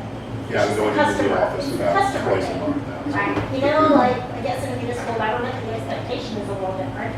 Yeah, you're In a expecting to private have a corporation, they face. call you, they want you, they're done, they very seldom ever walk in your business, but in municipal government, when they come in here, they want somebody. To answer your question, I'm sorry. No, I didn't, go ahead. Yeah. Jeff was asking also my involvement in these before. When I worked for Denton, I inherited the bond program, and we went for a very long time without a bond election because of our tax rate. When we did the last one, it was a lot like the 3-year elections and this one, because we had facilities built in with it. And council charged staff to go and secure a list of projects. And we worked with consultants, developed a list of projects, and talked about the council, and then presented them to the public with what we call the blue ribbon bond, saying us what you want. And we worked hand in glove with that committee to explain to the public what we were trying to achieve, gauge their receptivity to different projects, and also get their input on what they did want. So, yeah, it's very simple. Okay, now, with our bonding, we did on every 3 years, there were 3 proposals, each one of them. How many were there that you finally wound up with, or did you, over a I number think of we years? did about 4, maybe 4. And it's like Eric said, you know, you want to look at what complements each other. Correct. And you're going to know if they think that pick on libraries, if they think that's a real stinker and they like the public safety, you don't want to combine those two. So No. it's going to kind of evolve itself. You're going to see what works out as the packages that you suggest. You see that very clearly as different purposes and Right. and cultures, you're not going to mix them. Right. Sometimes City Hall, Allen, right? Allen City Hall isn't the library at City Hall on a floor, is that Frisco or Allen? Maybe Frisco. It's Frisco. One whole floor, like they have a multi-level building, and one whole floor of that is a library. Right. So, that's really still out there to share space, share meeting space. In a perfect world, this is what we get, but sometimes you have to combine stuff to make it make more sense. I had the same question, so thank you for asking. But because I hear everybody says, yeah, we just leased some huge thing from our business or businesses, and then now they're trying to get rid of it because Yes, everyone's subleasing. that makes perfect sense that they need to be in front of everybody. How do I explain though to people like, that our lacking in facility is so significant? Then how do you explain how we're even functioning now? And then the difference, so for example, just any one of those is like 14% of what we need. But how do we explain what that need is in a way that makes sense? Like, do we need to hire like 100 more police officers, or do we need So like? that's what you're gonna learn through this process. That's what Oh, Eric is okay. gonna kind of help you Okay. guide, so that you guys figure out what your message is. What Frank and I are here to do is give guidance and answer questions, and Laura, and give guidance and answer questions. But I think that's one of the things that Eric will kind of take you through that exercise. You're gonna see, absolutely it's gonna require, we have the potential to hire 8 new policemen today. In this budget cycle. So, that's a constant. Neil is currently fully staffed in fire, but in a year, you have the potential to have Trails of Cottonwood Station and need 8 more there, right? Or 12, I think. Yeah, It's there's 12 to run a double. station. So absolutely, as the population grows, our need for staff grows. We're one of the leanest we were, and I believe we still are based on some preliminary number crunching. Richard is actually figuring that out. Several years ago, we were the 3rd leanest community in the Metroplex.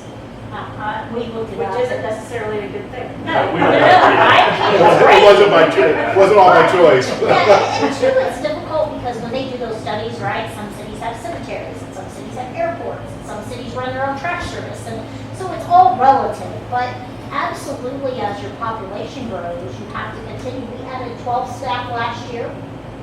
We added maybe 6 or 8 the year before. So as population grows, we continue to have to add people to meet those needs. And so that's a lot of your space, right? In addition to just, ceiling cracks and floors coming up and, the 100 other just facilities. And even the change in building techniques and codes and stuff, how much more efficient you could be Oh, yeah. with a newer facility than a facility that was built in 39. 39. Part of FDR's New Deal works. Well, this little high process. school, what's the original? Elementary, I think. Everything school. Yeah, Everything was school, it? or the Rowlett School. Yeah. Anything else on this part? Next agenda item, if we want to go on, is review the upcoming special events and CIPTF involvement. It's in a folder if you want to. Did we already include public input process number 6? We did not. No. I skipped it. On purpose. Yeah, actually, no, it wasn't. Let's go back to 6, discuss public input process. I know on the CIAB, we had a website where the public would give feedback. Can we, I don't know that I want to use the same one. You do have a website. The form is still there. Okay. So I'll show you. And we have lots of flexibility there. Frank can work directly with Denise, who's our communications manager, and there are a lot of options for polls and feedback. I just had our neighborhood development people crafted a website for me for getting feedback on Cheeseman, and we're actively soliciting that. So I talked to them today about getting involved in this as well. They're pretty adept at reaching out to the public. Lots of options. So this is under government boards and commissions. It's the CIP task force. And then here's the input form. So if you all want to go to that and see what it asks, if you have any recommendations on how to do that, what you'd like to see. I I, We can do that. if possible, I'd almost like to have that link to the form at the top of the page. That's the easy stuff. Yeah, I know, Everywhere. but, you know, the easy, so I don't have to dig. If I'm going to the page. The I'm other like, thing, eh. Denise, once y'all kick this process off, on the homepage, Denise can put a dot or a link right on the homepage that says, Right, give us your input. That's what we did the last time as well. So okay. I guess that was 2018. We didn't use we ended up using the form right at the last minute in 2021, but we can put a link right on the front page. We can send it out in all of our social media stuff, our Friday at 5. All, hey, give us your feedback, give us your feedback, give us your feedback. Did the previous CIADs have a social media presence, and what did it look like? Really only on the city government page that was put out by Denise. We try to limit outside pages because it can get out of control real quick. As you know, it can be a hot mess in minutes. So, but Denise is, any messages this board decides they want to put out, she will put her Deniseisms on. She's really good at this, and she's done it for a really long time, and she can put that out for you. Yes. Anytime you send something out to the public, you let Denise look at it. So any other ideas on And how, usually Laura too. how a citizen can give input? I mean, I don't care if my email address is out there and they want to send it directly to me. Just remember, and I'm going to stress this again, not only if somebody requests an FOI on that, can they get We can that, also just do. but they can do it on your text messages We too. can do so- a native email address. Okay. Yeah, Right. for every other one, we've done 2018 bond at rowlett.com. We can do 2022 facilities bond at rowlett.com. And so those come all in here and they're archived and you don't have to put your personal emails out. So, Okay, because I do notice when I go on the Rowlett Facebook page and stuff, I understand that all the information is out there, but it amazes me how many times I see a question of, hey, where do I find out about? Or where do I see the minutes from this? Or how do I get information on? And I find myself sometimes biting my tongue, but I found it's easier to go to the city website or something like that. But, so any other ideas that we have that citizens could give input? Up at the top of the list, we've got farmers market and a couple of other items. Could we have like a booth? so we're Yeah. getting there. Yeah. Set up where we can. Yeah, that is all stuff where you guys can go and do a presentation and have a booth That and would be perfect for. Yeah, let's cover that on agenda item 7, because I think there's a couple of things we have to do there. But honestly, any ideas for how we can better hear the citizens' input? There's going to be an email address, there's going to be the website. I guess probably one of the easiest ways to do that is drive people to there. But if there's any other creative ideas. I think we gotta get the awareness out there pretty quick, given the short time frame we've got. So as much as we can do and piggyback on what the city's already done, to just get awareness, like you said, to drive them to the website, to the forum, Yes. to the email, to start asking questions. Do these forums, or potentially a forum that we have at a booth, ask if the person is a Rowlett resident and we only take their input? I don't know if that form does or not. We could ask I them, mean, you can please fill out your absolutely- address. Yeah, farmers market, you're gonna get people from Garland, Absolutely. Tallahassee, and I mean, it's not uncommon for us to say, even in our Parks and Rec surveys, are you a Rowlett resident or not? Because if not, it's tourism. If they are, then we know that they're here and they pay taxes for that service. So it's not an uncommon question. Anything can be asked. Sure. So I think there's a couple things so if there's no more discussion on item 6, let's go ahead to item 7, because this is kind of transitioning there. And this is looking at go ahead. I'm sorry, I have more questions for number 6. So one of the things you touched on, looking at Facebook and people are asking, where is this? Or I didn't know there was an election. Well, we put it in the mail, we put it on the city's website, we put it in social media, we put it on the TV, we put it on the signs around town. How do you all receive your information about the public? How do you hear people get information about the public? And it's a $64,000 question. And- How do and you honestly- reach people other than going to every single door? Right. So one thing that I know we've done previously is send out things in the water bills, but we don't, do we do still do paper water bills? So Or is- I am waiting on an email from Shauna to tell me, we don't do an insert anymore, but there is a section on the water bill where you can put verbiage. And so they were checking today to see what was available. And they do have inserts, but those are a paid insert, and people make reservations for those, so it may not be available. But yes, we can print it on the actual bill itself. But again, so many people get automatic billing, email notifications, so some people don't even open their water bill. Right. And the most important thing in this, and I'll tell you this, and I tell all of my groups, but especially my seniors, my senior group when I have them, think about who your circle of influence is and who do you touch on a daily basis, right? Who do you spend social time with?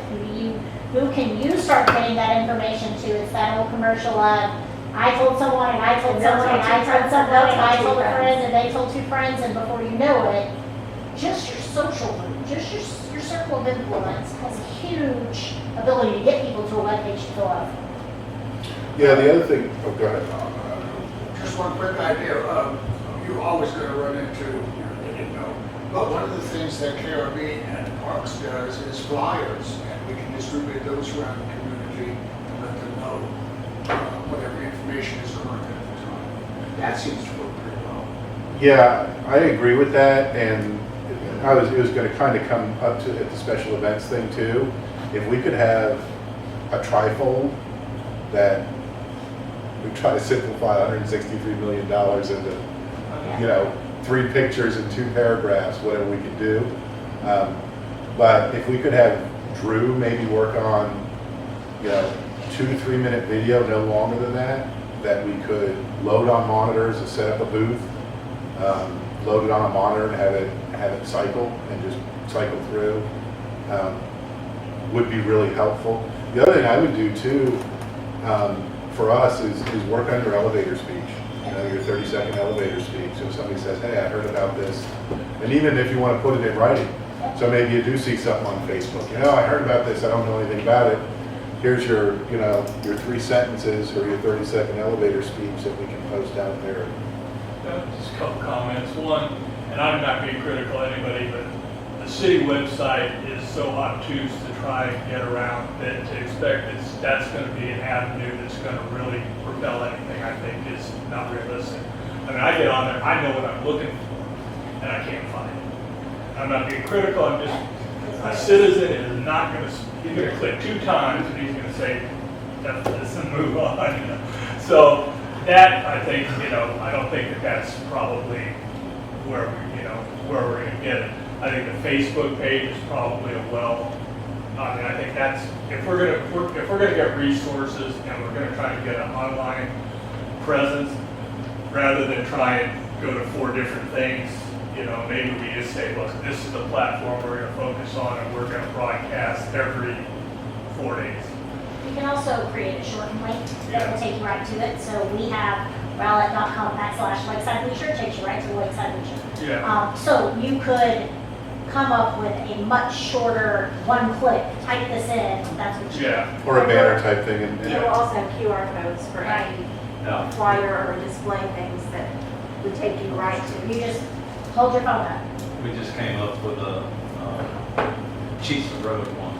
I mentioned that a minute ago, and it includes when our meetings are, what the scope of the project is. It lists how you can let people know what you think about it. It lists our website that we set up just for it. And I think it has a QR code It on does it. on the bottom. And then on the back, we put a bunch of FAQs for the Yeah. project.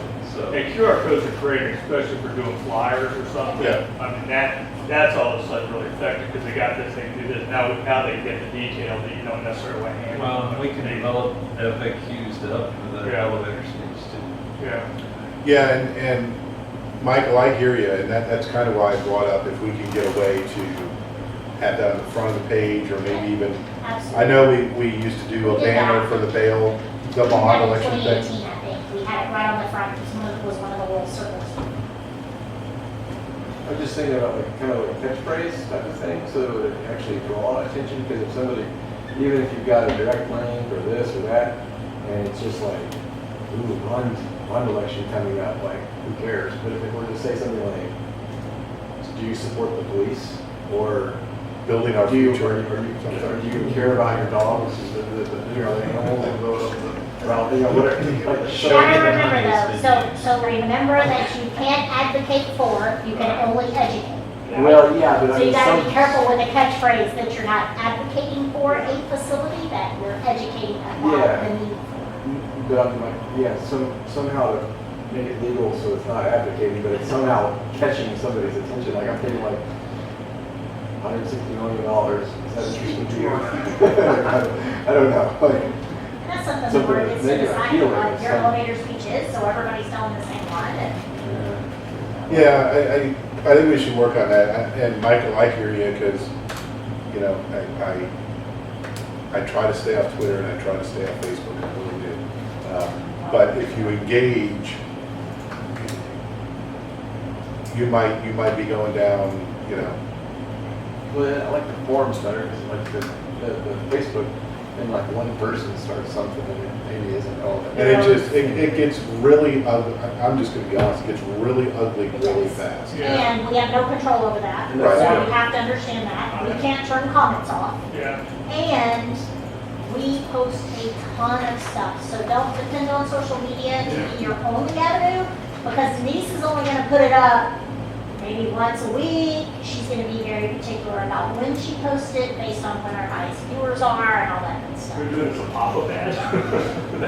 That way they can't. Make friends, They We put out- can't answer to it. clickbait. Hey Laura, can you go back to the form really quick? The form on the The website. form on the website. Could we just get a very abbreviated version of that on like a, 4x6 card or something? And when we go to these events? Postcards. Yeah. Those cards have them work filled well. out. I'll tell you what, Zone has a ton of success with them. What are you gonna do with them? You're gonna hand them to, what do you want them to do with that? Well, if we have it in combination with the brochure and this form, we could even list the various projects out there, building for the future, what are your biggest priorities as a resident? And just get that feedback if we're gonna be at these events. So you want them to fill it out? and give it Rank to- these 1 to 8. Yeah, just give them to us there. Excuse me. But something we do, one of the things I do in my professional life is I give lots and lots of presentations to engineering firms. And that's a big part of what I do. And so what we built into part of that process is at the end of it, I put up a QR code and I let them know it's coming. If they hit the QR code, it immediately goes to a survey that has, in our case, just 3 questions. But just, however many questions, I would make it more 10, probably 5 to 10. And it's just 1 through 10. And it takes literally 5 seconds for them to do it. It opens up the browser. There's just no pain. I think that's an awesome idea. If we could do something like that, maybe that's a good, they're not filling anything out. Everybody's got a phone. I won't say it's fun, but it's kind of like, Well, and people got used to QR codes with menus, right? You still and can't so, walk in a restaurant so and maybe, get a I don't menu. know if that's something, I don't know, I'm not a computer guy, so I don't know the logistics of actually setting that up. We can make that But if that's easy to do, man, maybe that's a quick, easy way. And it would actually take you right to something, like this. Well, right Have where you it go down. take you straight to a questionnaire, bypass this completely, it's just, it's 5, it's. Yeah, are you a Rowlett resident, yes or Boom, no? boom, boom, Please, 1 if you through could 10, even how have do one you feel question, about please put supporting out. a new justice center? 1 through Right. 10, how do you feel about supporting a new And library? this is just one version of this Yeah. form, there are a gazillion of them, Yeah. but then the software actually responds quicker. Some got a phone here. It would be interesting too, at the end of that, to have a very I know the fewer questions you have, the more likely you are to get a response. But have a comment section and do a word cloud from that too. Yeah. Yeah, yeah. Also, So you can collect a lot of data really fast.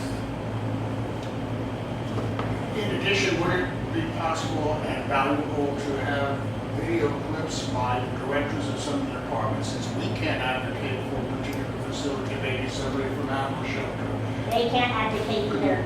We have to be real careful. Nothing city related can advocate.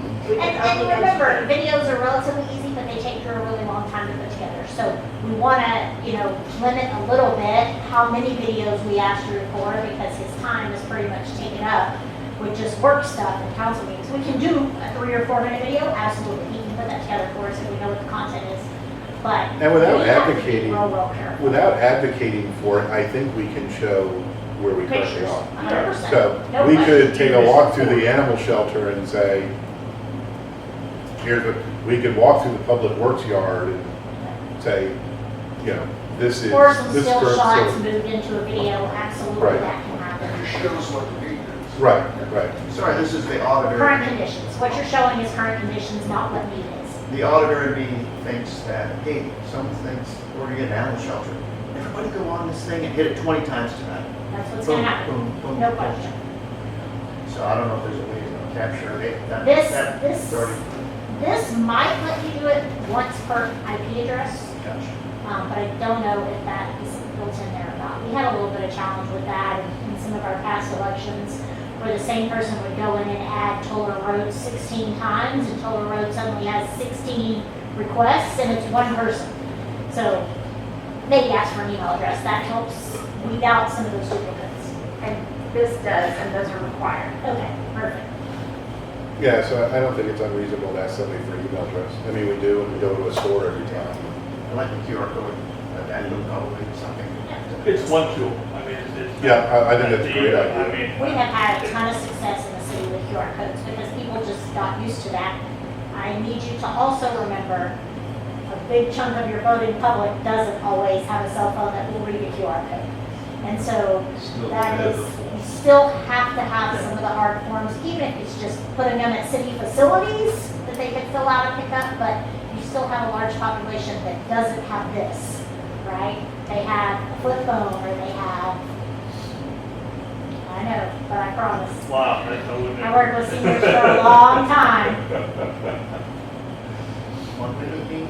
Again, but it's just one more avenue. And I Yeah, think absolutely. That's kind of be the thing, is how many different points of contact, different points of collection you can come up with. If you got 5, it's better than 1. So we have some ideas here. If we can, just as we get information on what we can or can't do in the formats, just let us know. I'd like to go on to the special events because some of them are coming up soon. And Laura, I don't know if you can do this, but could you email out a spreadsheet to everybody here that lists the events out to us? We just yes or no, or set up a Teams page or something. So we have a single source document that we can go sign up. So that's just bringing up how Angie said, let's be clear, there are likely a lot of other things that you all will think of. So, special events that are coming up, that's their list through, the end of August.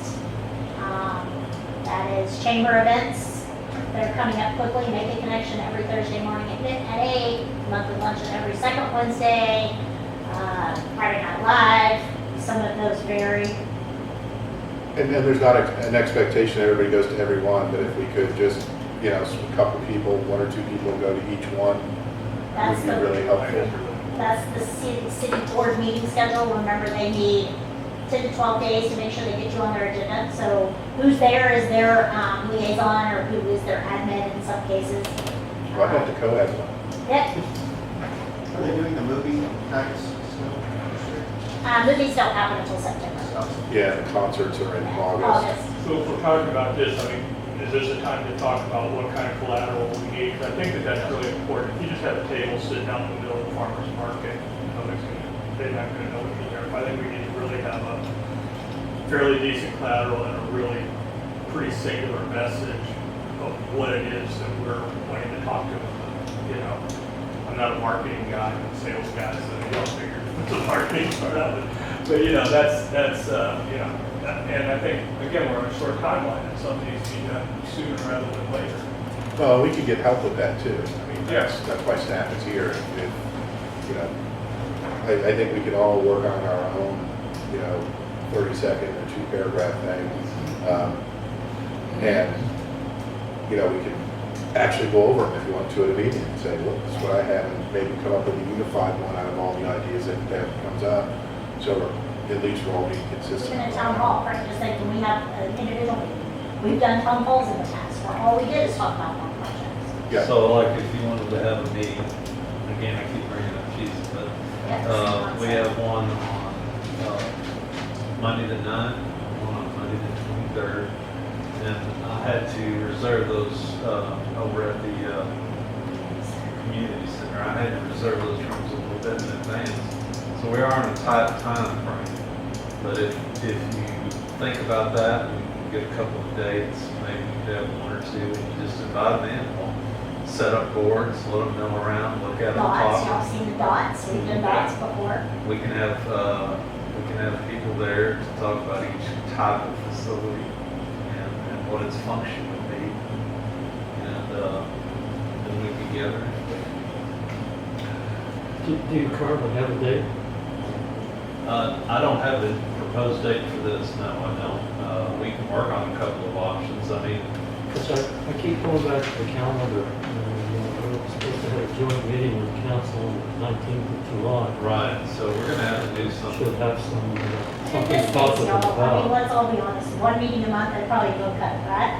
Or you can do some subcommittees, I mean, you could always do that, have 3 people on us, and we've done that before, right? We did that with the last bond election, we had a park subcommittee, and they could meet and then report back, and so that might be an option too. I was trying to do that today, but that's one of the things we did at the last bond election. So how does everybody feel about meeting more frequently? Do you want to do twice a month? So what we're doing the first Monday, so maybe we do the first and third. See what else is on. Yeah. Through July at least. Sometimes meetings get double booked, just a heads up for you guys, like on the 16th is maybe the 3rd Monday, and that's the night that we swear council in. Yeah. So, Well, maybe not this month, but maybe starting, Yeah. well, no, we won't. It's gonna be one and weekend for June. subcommittees may work in this Yeah. space where you need to meet more often and you need to start planning. And then June 1st, you're ready to roll, right? You have all your collateral, you know exactly what your schedule is, you know all that stuff. Yeah, the community center where the parks board meets, I don't know what kind of, how book that stays up. I don't think it's probably as booked as this room is. That's probably an alternative. Yeah, and they have programs in there pretty much all day, every day, in every room, because they have different classes at night. And I think, Just, once you know what you want. I think we also need to drive folks to attend these meetings. So if you can get, you know, either tell your friends or, you know, this is one thing you can put on Facebook. Hey, you know, I'm on this committee, this commission, and we're meeting and we need to hear your feedback. Please come to the meetings and tell us what you think. Yeah, because all the board and commissions have members, and they should be interested, if only because who they represent, to attend a meeting like this. We're already, Richard and I are already on the agenda for the parks board meeting Right. next week. I mean, because I knew we had this meeting, so we'll go and talk to them about what we discussed here. Eric mentioned two means of communication, one of which we worked with before, and that's a trifold or a flyer, which I found exceptionally valuable when you're talking with somebody face to face. You may not cover the entire flyer, that's not your intent at the time. You want to put it into their hands so that they can take it and review it themselves, and then get feedback. Now, the feedback instrument would be either going back to the survey here, or QR code, Yeah. which would also be on the flyer. The second one was that you mentioned a short video, whether it's 2 or 3 minutes or something, that would be out here in the hallway, and ideally in the community center. there is that one video screen by the front desk. It could be used for them, as well as where the flyers would fit to the left there, opposite the front desk. Same thing in the library, same thing out here in the rack as you come through the front door. These are just tools in order to reach out, make some kind of impression on somebody so that they can give you the feedback that we're looking for. And RTN 16 too. I can talk to Drew and see if he's got some ideas. He is a creative genius. as He well. is. Drew's So, awesome. So, They're doing a lot different videos than they've ever done before. So gone are the 45-minute rally on the water on the move. And now they're doing much quicker, these Friday at 5s. If you haven't watched them, she's amazing. And Hannah just knocks it out of the park and makes you want to watch it to see what she's going to do next. well, that's why I say 2 or 3 minutes, Yeah, because that's I 3 do a lot of It's the adult magic learning, number, according to and, if you can get their attention for about 3 minutes, and then it's gonna. And send them somewhere. Right, Put a QR exactly. code in the video, let it stall just a little bit longer than anything else you stand with your phone. Well, I think a trifold's handy too, because if we do go to events and stuff like this, it's hard, hey, come over, what do you think about this? Somebody's walking by, you hand it to them. And maybe 60 or 75% of them go in the trash, but maybe somebody carries and says, oh, what's this all about? And goes to the QR code. What about, you got a list of a lot of things here, but a lot of these, I guess to my mind, you want to get in front of as many people as you possibly Correct. can. This is a volume game. Yeah. I don't know what the numbers for our last voting election was, but it's a small population, it's really going to have a lot to do with this. The more people you can affect, the better off you're going to be. Rather than focusing on things like this, maybe it is like you talked about. Set up a table in front of the desk at the community center on a Saturday afternoon. There's 600 people coming in. Same at the library. Trying to think where other public places we got around. But focus on those places, and maybe we set up our schedule to, put up a table, put up the sign, and get citizen engagement where they're at. For some of these, like your boards, Michael, for some of them, you're getting it in front of the people that can help you get it in front Well, of and people. I'm not So like minimizing Parks that. Board, right? Yeah. That's not the people you really want to hear about it, but they can then help you Right, get it right, out in front of all absolutely. their circle of influence. is Yeah, what it yeah, is. no, I'm not minimizing that. Special events, you're gonna get the most bang for your buck at a farmer's market. Or a Parks and Rec special event where you might have, barge fights and brews, you might have 3,500 people there. That's quick and instant. Yeah. Or you and Jeff, you too, y'all did fireworks on Main Correct. for one of the bond, and they had a tent and tables and, some Right. pictures and just the ability to interact with people. And there's 20,000 people there. But So, again, I think we've got such a small window of time. yeah. We've got 60 That's days. July 4th, yeah. So, I know this is kind of going back to the beginning, the beginning of this meeting. Has it been looked at that November is just maybe too tight a timeline? That maybe we should look at a May election? That was council recommendation. They considered all of it. November, I think we have an election, so you also don't want to have an off-year election when you don't have anything else. So there must be some kind of election in November, which is why they chose to go there. The other thing is the 3-year bond cycle coincides with the off-council election. So oftentimes these issues may become politicized if it's done in conjunction with a city council election. So next May, we have another city council election. And honestly, I'm just concerned that the look of the city council could be completely different in 2 weeks. Most of And- them were at that meeting. The majority of the candidates were at the meeting where we talked about the potential to have a November election. Some of them even spoke during citizen input about that. And this presentation that Angie showed you was shown to To, the yeah, candidates. along with the potential to have a November election to every candidate. But we don't know how a potential incoming council even feels about this. We don't, but our current council has given direction, Yeah. and their direction is, Well, the Here we are. new council that gets seated after next week, will they be asked to kind of bless this going Not forward? necessarily, no. We're just gonna accept it? Council has given direction unless they specifically come back and say, we are not doing this. But like I said, a large portion of them were at the meeting where we discussed this and got direction. Several spoke, and all have seen this in their council candidate orientation and know that we are planning for a November election. Late last year, this bond we're talking about was supposed to be this. Yeah, it was supposed to be in May. I It was mean, we've moved been from talking May about to it November. for 2.5 just to years, give so, us some time. yeah. Right. So, anybody here have a marketing background? We don't have to solve world problems, we just gotta get people to rate their priority order, right? How about a creative background? But Mike, to your point, and Mike,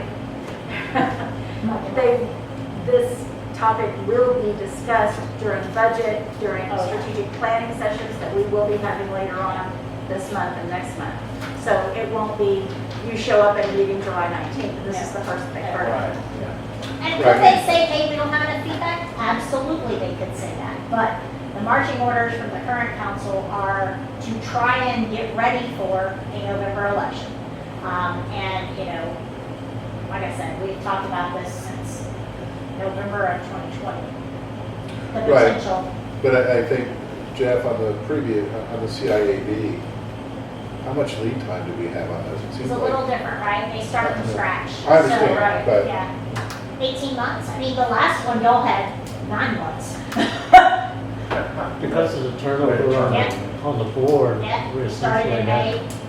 we started with 18 months and then worked its way down. And then before we met with the council for our presentation, we started in October, basically. And that was So then in December. it was kind of compressed. Yeah. Yeah, so we're looking at 2.5 months till we make recommendations to council. But I think I take But you're not Angie's, starting You're from not starting scratch. from scratch. All you're doing is taking the Yeah. slated projects and getting right, feedback from the public, not necessarily ranking them on a score sheet. So let's discuss possibly a couple committees, subcommittees we can put together. One would be messaging and kind of put together some common messaging, and I will be happy to take on that one if I could get some help. The other one, another committee I think we'd like to, subcommittee we'd like to set up is outreach. So the primary function of the outreach committee would be, where do we have opportunities to get our message out, and work coordinating, you know, making sure we have a presence at those. The reason I brought up who's on these, is anybody sit on these city boards, you know, that will kind of be, we'll kind of leave that up to you, that you're going to be our messenger to the board. So if you have, if you have no people there, if you don't, and nobody here sits on one of those boards, well, let's kind of figure out, you know, let's get a schedule together to go and get on their agendas to speak to them. I know that you're gonna have a staff person working with you. Yeah, yeah. Like, Frank will be at those meetings with you Yeah. to help field some of those questions if they get into the weeds. That's what we did with the bond election, so we were there. And that's what we did with the charter review too. We went and addressed all the different boards, and again, we're not advocating, we're just explaining, educating. So that was really helpful. Go ahead. yeah, our objective is different this time than But when we went to the boards and commissions previously. Our objective is to get a response, not simply to go vote. See the idea? Because, take your point, this is the direction the council has given us. And, but on the other hand, we can only go to them with the response that we get. And that will be part of our conversation with council. it may be we won't vote for anything in November, but if we did it in November 23, here's the order we would do it. You're gonna hear all of that, right? Right. That may be the message. That literally may be the message. We won't vote for anything. Okay, that's what we tell council because that's where we're at. And then council has to make the decision whether they move forward with their own ranking, they stick every single one of them on and see what happens, you know. But it's our job to take back the message.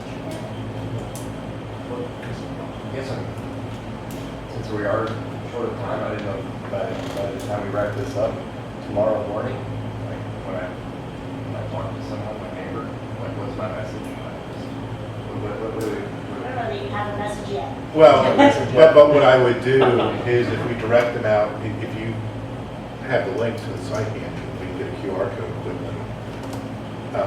Tell them, go to the site, you can see what's being proposed, and what we're looking for is what your priorities are. You know, if we have these city facilities, these infrastructure needs, you know, what are your priorities? If you don't know, if you say, well, I don't know what Public Works does, or I don't know this, then you could tell them, well, they're in a facility on industrial right now, and maybe have some of the figures handy, like we're at 14% of the capacity that we should be, and, you know. And so then the question is, where do I get that information? Well, we're going to present it on July 19th to the city. No, we're gonna be, We have a lot that's what I'm of saying, issues. on these meetings and stuff, what we're talking about is getting some material together so we can be available, you know, at public events and festivals and stuff like that, where we can say, give them material or send them to a location with a QR code, or have a video running that says, look, this is what's being proposed for November, these are what the priorities are, this is the information on why they're priorities. We just want your input, what's important to you, you know. I think you have to have that message before you go out and say, we want your input, right? I don't know that anybody around this table would be ready. We're not prepared for you to do that tomorrow because we don't have this in a format that everybody can see and get, right? They can't listen to me talk for 45 minutes. But we can also ask staff for assistance on that. We don't have to do all that. But what you're getting is, you know, we're undertaking this project, and it's gonna be an accelerated timeline. You know, be on the lookout for, you know, if you don't visit the city's website on a regular basis, start to do so. You can find so much information on the website. You know, direct them to the website. We're gonna have a booth at city events. You know, just be aware that it's coming, and you will have an opportunity to provide input, and then we will, you know, just be ready, because it's coming. So, and that's what I'm saying, if somebody wants to, you know, I don't know if we want to call it marketing or messaging. If we do a subcommittee on messaging, would anybody like to work on that with me? And that's mostly email exchanges and, you know, maybe some phone calls. But it's what you're saying, you know, I have a neighbor, or I meet somebody on the street, I'm like, what's this all about? What's our 3 minutes or less of the attention that we're gonna have for them, that we can tell them or give to them? You know, do we have a little card in our pocket that we can hand to them and say, hey, this will tell you everything you need?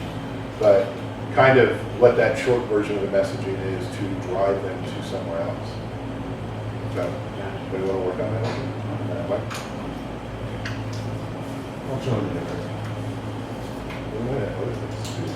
Oh, okay. And is there anybody here who chose not to share email with the rest of us? So we can get all that.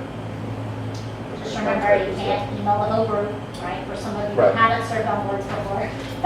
Yeah. You can only, no polling, no group meeting But outside. if you do have a message for the Yeah. entire group, send it to either Frank or myself, and we can send it to all of you.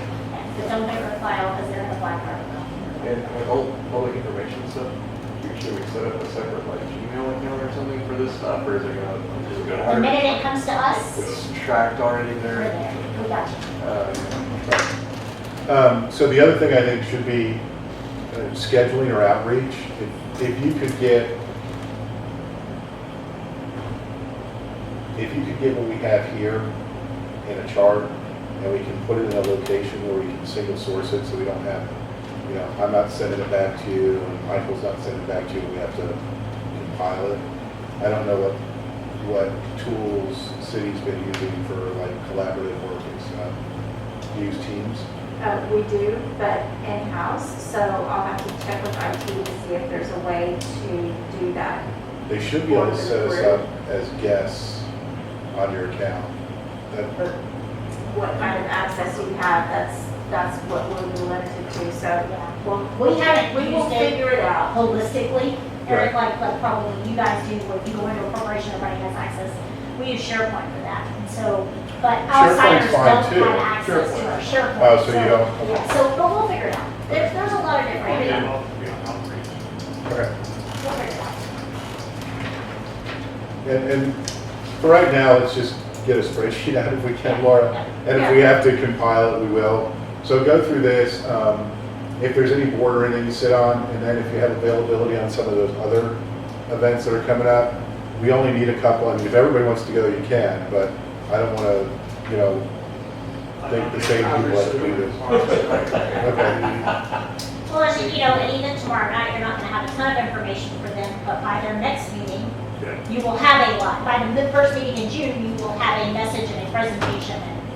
Can you put down what actually all those acronyms mean? Because other than Yeah, the yeah. advisory board, I don't really know what they What are. is the purpose of tomorrow night's session? Won't be on the agenda for tomorrow? No, That's been changed. that is, no, you were never on the agenda. That is a bond update from our team to council on past. So, Anna Because Purcell, maybe you're not allowed to come. yeah. You're more than welcome to come to any city council meeting. I'd be happy to work on video. If you'd like to do that, probably the easiest way to do that would be to coordinate with Angie and Drew. or Coordinate with me. Let me see what Drew's schedule looks like. He likes to create kind of in a bubble. That's his thing. But I'll see what he's at.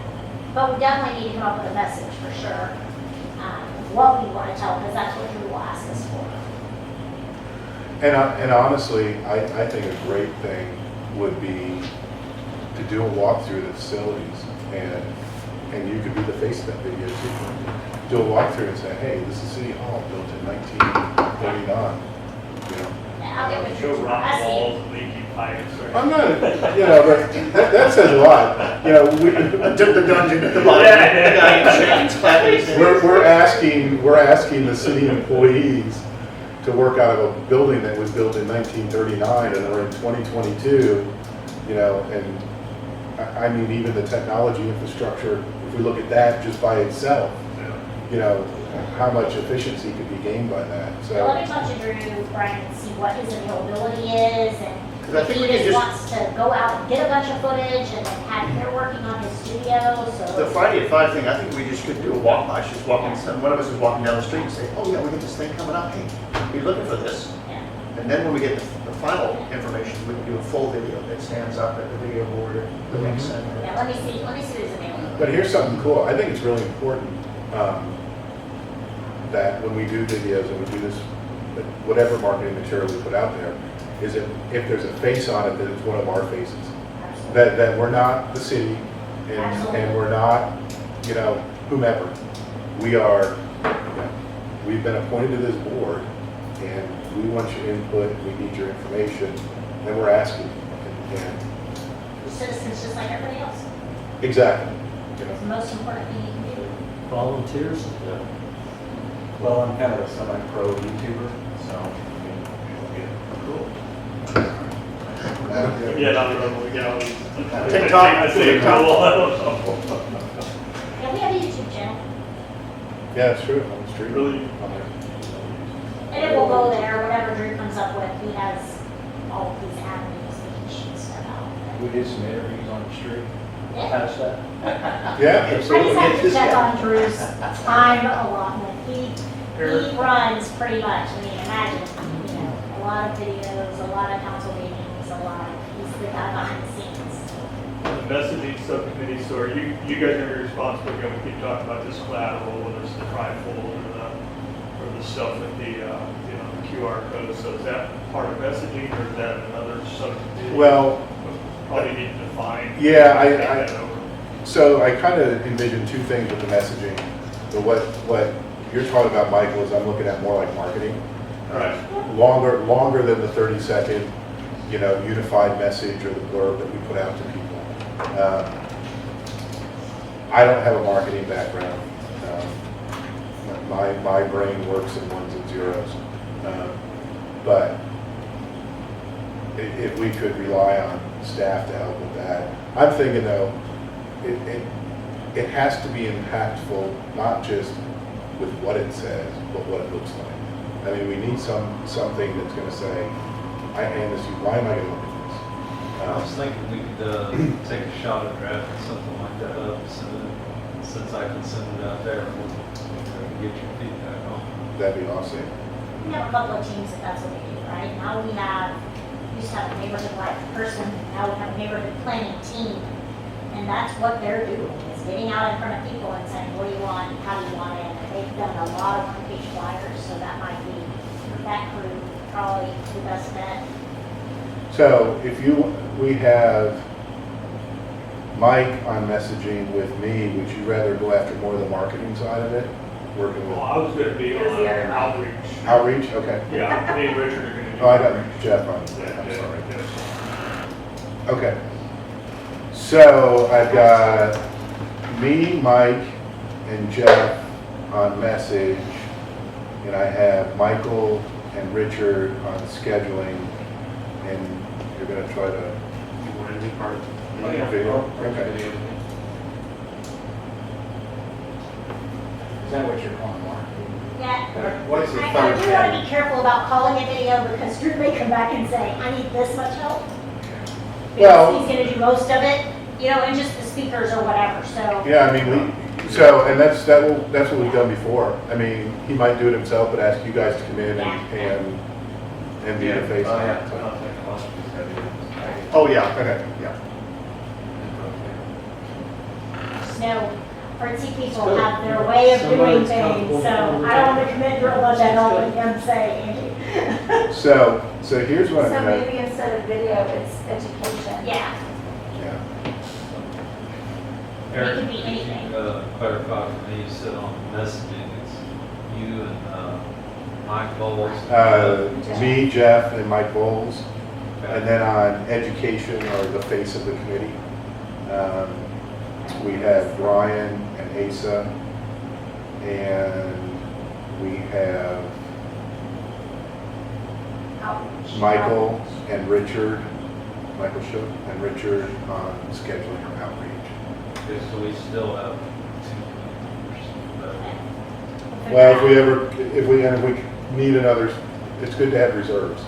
And if there's something that comes up that nobody wants, well, the ones who weren't here tonight. Probably another one on outreach, and one of them fall into that, and then one of them fall into the face of the messaging part of it. Yeah. It just allows you guys to meet in smaller groups, right? And have as many meetings as you want. You could meet every day in 3 of you, and then just report back to the whole team, and you can get twice as much accomplished that way. So, there's one other agenda item, if I may, I'm going to kind of semi-combine them. We need to discuss the facility tour dates. And we had discussed earlier the possibility of meeting more frequently, and I know for May that the 3rd, Is already taken. and if we do like 1st and 4th, then we're back at the first Monday again, So how about for May, we do the 4th, which is the 23rd, because May's a 5 Tuesday month. So it's a 5 Monday month. So if we did the 23rd, You just messed up the recurrence on my calendar, so Yeah. I'm just kidding. well, I mean, this would be a one-off, and then we Right. could go to the, okay, Frank says he can't do the 23rd. Do we have to meet this facility? It has to be filmed. If we're filming it, we filmed it, or if this facility's taken on the 16th, could we meet? Oh, well, Everybody but you will, you're gonna be probably at a meeting on the 16th. Angie and I will have to be at the meeting on the Yeah. 16th, because it's a city council meeting, Yeah, so we can't do the 16th. So, and we won't record all the meetings. I think we the recorded tonight. 16th just- Monday, 17th is the regular council meeting, but what about Wednesday, the 18th? We've got the park. You should meet the 11th for parks, the 18th. Oh, no, that's okay. So just for May, can we do Wednesday, the 18th, and then for June, do the 1st and 3rd Mondays? Which are the 6th and the 20th. And we'll evaluate at that point whether we need to meet more frequently before we go to, in front of council. It's just, The 18th is already EIC, so we might have to meet in a different room. I can't do the 18th, but without him. Is that 5:30 again? 18th is bad for you, Laura? I can't, but they're, Brian's still here, so. Okay. One of the nights. Thursday nights work relatively well. We don't have a lot of board meetings on Thursday nights The either. 19th works fine for me too, So- so, So what's the date? well, I think we're still just waiting for it. 18th or 19th, I guess is our choice. What I can do is, does Would the you like 23rd not work? You said the 23rd does not work for you. Both. Correct. Okay, so, yeah, I can send out the night, do you want to do another date? Hey Laura, what about the 24th? Because there's not a council meeting on that night. Because Because it's P and Z. We're pushing up against the June meeting. Can you do the 19th? I can do the 19th.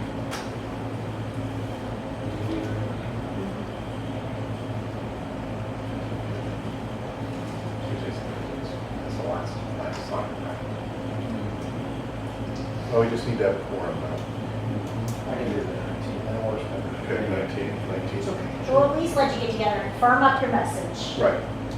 Yeah, and so that would just be for this month. And then how does it look in general? We know it's tough for, and I've got to go check 3 calendars. Yeah. How does it look for going the first and third Mondays in June?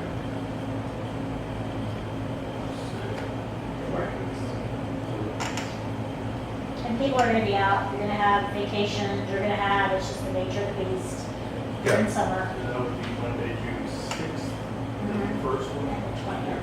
D-Day. 6 and 20. I may not make the 6th.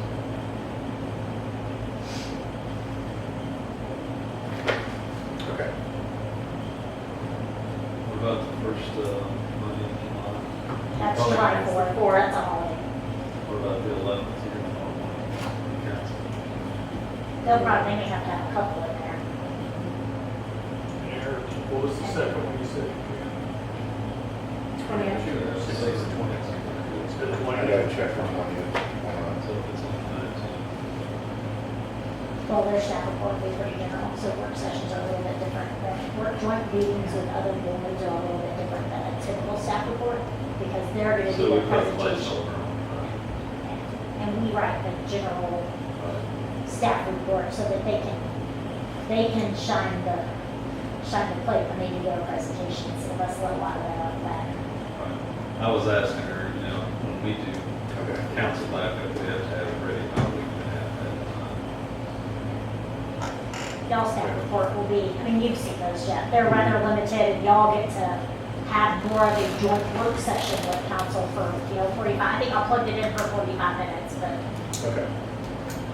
On the standing committees for the city, remind me, we have to give them 72 hours notice if we want to be on their agenda? so you'll have to give them 7 to 10 days notice. And, but, Sorry, what we'll do is we will send out a message to all the staff liaisons, letting them know this needs to be on the June agenda. we will be coming to see you in June.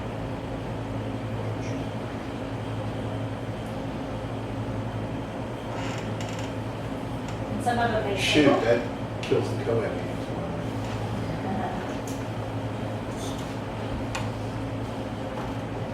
Did you get a tour day? That was the next thing. So a tour day. Typically, we do it on a Saturday. Don't have to, but it tends to give us more flexibility. And we want to wait on the new council, maybe, Maybe Right. finance or something? Yeah. Okay. So I have 4 dates that I looked up. May 21st,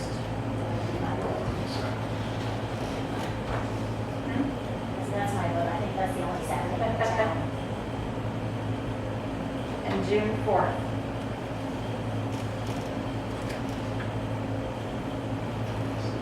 I want to make it my first. 11th and the 18th. What time would this like be, 8 to noon or? Pretty much probably 9 to 3. Oh, By the time you visit and walk every facility, I would say start at 8, so we can get started before it gets too hot.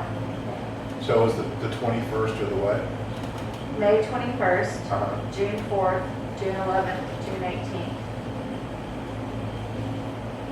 I'd suggest it early as long as possible so that you can be personally acquainted with what some of the problems are. And that way you'll be more able to have a conversation with somebody. Would it be possible to do like a, if it needs to be introduction, or I could just go to like the animal shelter and be like, hey, this is, I'm in this committee, can I just check the place out? we would prefer you tour with us, Yeah. so we make sure you see everything. Yeah.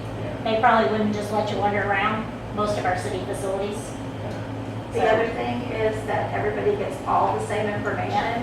And with council. Saturday now. So there's no flood, no, that's more than we didn't know. The other thing is transportation provision, and then also if we do it with council, we'll have to poll them to see if they're available. What I can do is shoot for those first 2 days, May 21st and June 4th, and see, one, if we have transportation available, and then to see if council's available to join us. So, just for me, the 4th works better. There's like a 25% chance I could do the 21st. I'm out of town I can the do 4th and the 11th, so either way, y'all can, I don't have to be here. Yeah, I've seen a lot of the facilities already, so you guys pick. Well, so we may not be able to get an answer for that tonight. What I hear is we're going to either shoot for the 21st or the 4th. And a lot of that's going to be up to council though too. And council, they want to go. Fourth works better. Okay. And did we decide 8:30? We'll have to We'll figure out have to figure transportation. that out. There's a lot of moving parts that have to be manipulated in with it. We've done several of these. We've done every bond election, every bond committee we've done one, so. Anybody have future topics for the next agenda, for the next meeting, agenda item for the next meeting? I would say we'll just do output from the subcommittees, if we can do that.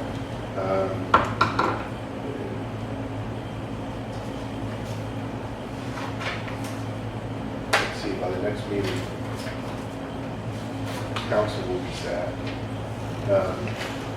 They're not going to appoint liaisons at the first meeting, are they? Or could we request an agenda? Maybe some interest. I've already polled them for where their interests lie. So it doesn't have to be a formal action. Okay. We may have one by your next meeting and we may not. We may not have one until June, so. Okay. We won't add an item to get one appointed. We may have one and we may not before your next meeting. It's just the unfortunate reality. Okay, so, before the reports in the subcommittee, we've got farmers markets have already started, Memorial Day. We've got a little bit of time on that. And then chamber events. I mean, you're not going to be ready for May 6th. I just took everything on there as I was going through. the No, website, yeah, I so- understand. So we'll get updates, we'll get messaging. Perhaps we can hear back about Drew's availability and working with these folks. Maybe we can We'll just develop. see what the flyer looks like or proposed flyer. I still don't know, do we want to do little cards to hand to people to fill out too, or just strictly have the QR code and flyer and drive it electronic? Okay. It takes some time to design and print, that's the only thing, in your tight schedule. Might Well- be better off with a flyer and a QR code. We can check, I can ask around and see. They have a comment card similar to the one that they fill out for council, Yeah. that's on the page for our Chiefs project. Yeah. They can fill that out, or they can just email us, correct? It notifies us when we get an email in on the project. Yeah, I think if we could get a flyer, quick and try, I mean, I'll print them on my own. That's but quick, if I no, get the no, that's designs- quick and easy, we can do Okay. flyers. A postcard is a little harder to produce, so. All right, then I think it's better anyways. I do understand we might lose some flip phone votes, but at the same time, And those folks, you just stick surveys in the right somewhere, right? well, I know Stick most of those surveys in- folks, so I can talk to them. Yep. You stick surveys in your booth and they fill them out right there and hand it back to you. Right. You give them to us and we enter that information, we do that all the time. Which of the subcommittees will handle the online survey? We talked about that. Is that, okay, that's. Well- We'll set that up on our Yeah. website. Do we want to discuss, yeah, Well, but you do need we want to to see discuss the the questions? That'd be the education group. Yeah, you guys want to do that? And I would, if I can make a recommendation, that we try to keep it to 5 questions or less, and that's even a little bit long, with a comment Questions gonna be section. on your card, is that what you're telling me? Yeah, we could match, well, we could match it to whatever format we put, but That's about their web presence, and they're gonna do a. I'm trying to, I don't necessarily think we need to know whether or not they would even be in favor or against. I think what we really need to do is just say, you know, the city has critical infrastructure needs, please rank these areas. Facilities, yeah. Yeah, and as far as your importance to you as a citizen, leave any comments and do it that way. I mean, They're Based on the priorities you've shown, would you be willing to support Correct. November a election. tax increase for that?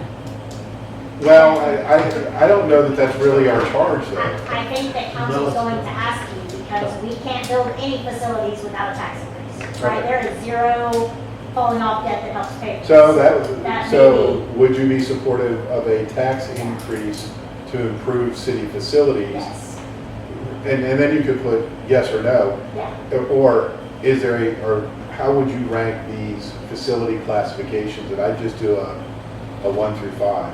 You know, strongly disagree, neutral, somewhat agree, or somewhat support and strongly support. I would, well, you know what? I wouldn't even leave a neutral. Make them. Okay. Or just make them rank them. You can do drop-down boxes and say rank these from 1 to 6. Yeah, I'm trying to think about if I'm on my phone now and someone's asking me for I haven't information. done a lot of them, but I know once, ranking is harder to do anytime you start going from just the complexity of setting it up.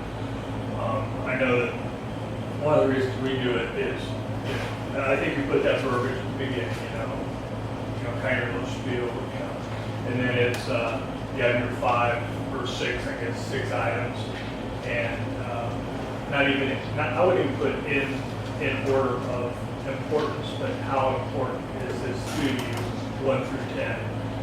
And then, and then if they say all 10s, well, I mean, the thing there is important to them. Now, it doesn't give us a ranking, but it may give us a ranking. They may do it themselves, 10, 9, 8, it gives them that opportunity.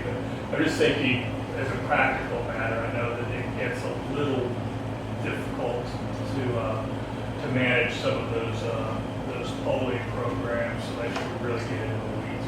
Well, I don't keep even in say mind, we too, rank. have some built-in in our web. We're not going to create something new. Right. Our website will allow Yeah, you or to. then whatever your website allows you to do, but I'd make it again as simple. And it has an app, so Yeah, and I don't even know if we rank them, because then people might be going back and forth. Yeah. Well, no.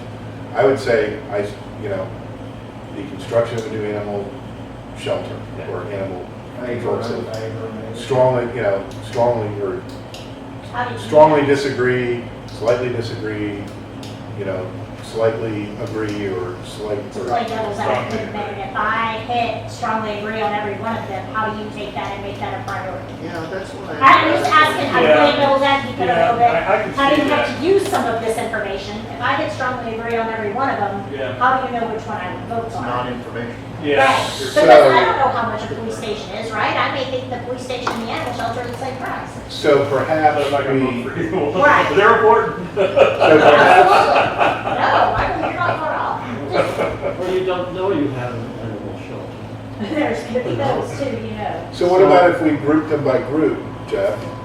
I mean, so we've kind of said some of these logically grouped together. Public Works, Parks, Animal Shelter, Public Safety, City Hall, Library, and Perfect Park. So we could just, if we broke it down to those five, just those five groups, and say group one includes this, group two, we could have them easily ranked 1 through 5 on that. That's pretty good. But I think that gets away from your original charge. Your charge is prioritize list of 6 facilities to council. And the park. Right, well, 5, yeah, 6 facilities at the park. Well, do it 6 then. Yeah. Well, Just think about that, you gotta think about how I you hear take what you're that saying, but the information. other time, I don't want to make it so complicated that we don't get any data at Why all. don't you let us see how complicated it is to fill out that Okay. area survey? Okay. Before That's we fair, guess that's that fair. it's gonna be complicated. Okay. We do them all the time, right? So I our presume- website I has, presume if somebody's gonna go to the site, they're gonna take the time in order to look at what the categories are. yeah, And then begin to peel away people who don't want to take the time in order to rank them. In which case they go away, okay, may not even vote in that Yeah. case. Do we still, I mean, it is, as you point out, a complex. it is. And, Oh, yeah. so we do the best that we can, Yeah. and so Let us see what the to website find will. out what the answers are to our charge. do we still have the software that we had where we did virtual town halls and we could do virtual polling? I don't know that that has been updated in a number of years. My community, my rowlet, or were you talking about the telephone town hall that they did? The For the telephone town hall. 2015. Yeah. That is available, there was a cost, it was through a service, so there was a cost to do that, and they administered it. There are, let's investigate that on our side, and we'll see if that's a possibility. Well, it'd be really cool if you could do a virtual town hall where you could do live polling. And the reality is, I think people being together and collaborating together is better. But we're more than likely to get somebody to participate who's sitting in their living room. Yeah. But the Being comfortable, let's just say that. The other Yeah. part of that is, are they Rowlett residents? That's the. We have a lot of people who comment on the Rowlett site, whether it be the city site or the Rowlett groups, who aren't Rowlett residents. And you So, may have the same effect by going to events and giving people dots and saying, right, a red dot is number 1 and a purple dot's number 10. Put it in the order you want. Because you're reaching twice as many people. I can tell you, Eric, from town halls, we have 25 Facebook participators, and we have mostly staff and adults. So, And is that Ten worth live in your time? Rockwall. Right. Yeah, is that worth your time? and then you have the usual suspects Yeah. who show up. Who also will be at every event that you do. They'll fill out online and we'll tell you 12 times what they do. Just gotta get the most bang for your buck in a short amount of time, right? So any other agenda items for the next meeting? And they can be submitted up to how soon before the meeting? Those meeting is on the 16th, or we'll meet them by what, the 12th, 13th? But what? When's the meeting? Yeah. If there's any additional agenda items besides what you. Oh, yeah, so our next meeting is the 19th, 19th. Correct. which is the Thursday. The agenda will be published on the 16th. I would prefer to publish it on the 13th because the 16th is going to be a busy day. Yeah. So I would need that information by next Wednesday, the 11th. Just a quick question again. So, the form that we're talking about, the QR codes, all this stuff, is getting the input of prioritizing. So the guy understand, real straightforward. Our goal is to, neighbor Joe, what's important to you of those 6 facilities at the park? Now, where's the QR code or whatever, so that when they say, man, I think that all sounds important, what do we need? What's the link that they go to? I understand all this stuff, but nobody's gonna do it. I mean, Well, so I think- like, what's, No, it will take them to the Yeah. exact website. Even if they're standing there in front of you. that'll say like, But we'll, we need a police station for this reasons, and I'm explaining all that. Like, where's that? that's in construction, Oh, based yeah. on these conversations Right. and meetings. Right. Wow, holy crap, you gotta move fast. Yes. Okay, I'm still lost. No, it's okay. I also, I check the box to share my telephone number, so, you know, anybody wants to call, just remember, one at a time. No reply alls, no, Walking meetings where you No all end up walking at a special meetings. event together and you talk about an agenda item. Be careful about that.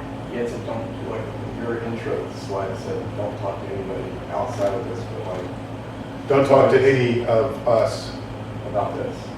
Out- Well, No, it's you, on the In your subcommittees and subcommittee, so stuff. you and Brian can talk about what you need to talk about. Yeah, but we can't talk about Three. what we talked about here. What do you Just the mean? education. So, You can. so let's say, You can't talk to Brian and say, hey, I'd really like us to make this happen. And then you go and talk to Mike and say, hey, I was talking to Brian and I think we really should make this happen. What do you think? And then you go to someone else. That's 4 people now. So I can just talk to Brian and that's it, and we talk about education, I get it. Yeah. And then you can send emails and we can send out anything. No, that makes sense. If they have something that they think needs to be distributed. Right. yeah, so anything that needs to be distributed to the group goes to all of us. Clear as mud? No, that's really clear. Yeah. I would encourage you to go out. I think Laura and I together can figure out when those 3 or 4 meetings work with council. And you can go out and find video and watch them and see council's feedback and see council's questions. And that will make a lot of what you got in 30 minutes make way more sense. You're gonna send us that. Yeah, we'll find, I'll figure it out tomorrow. That trial. It's much easier for me to search an agenda mapping than it is for you to look for 400 agendas. I can tell you two of them. But we'll set it up later. Yeah. I know one was November.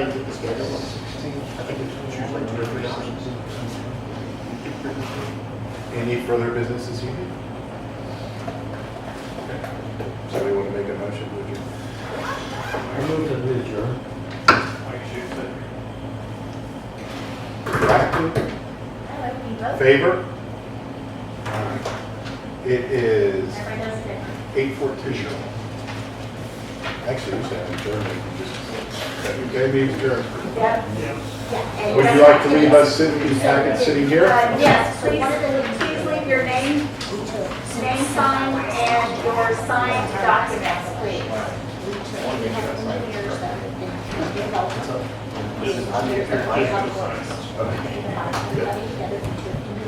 Okay.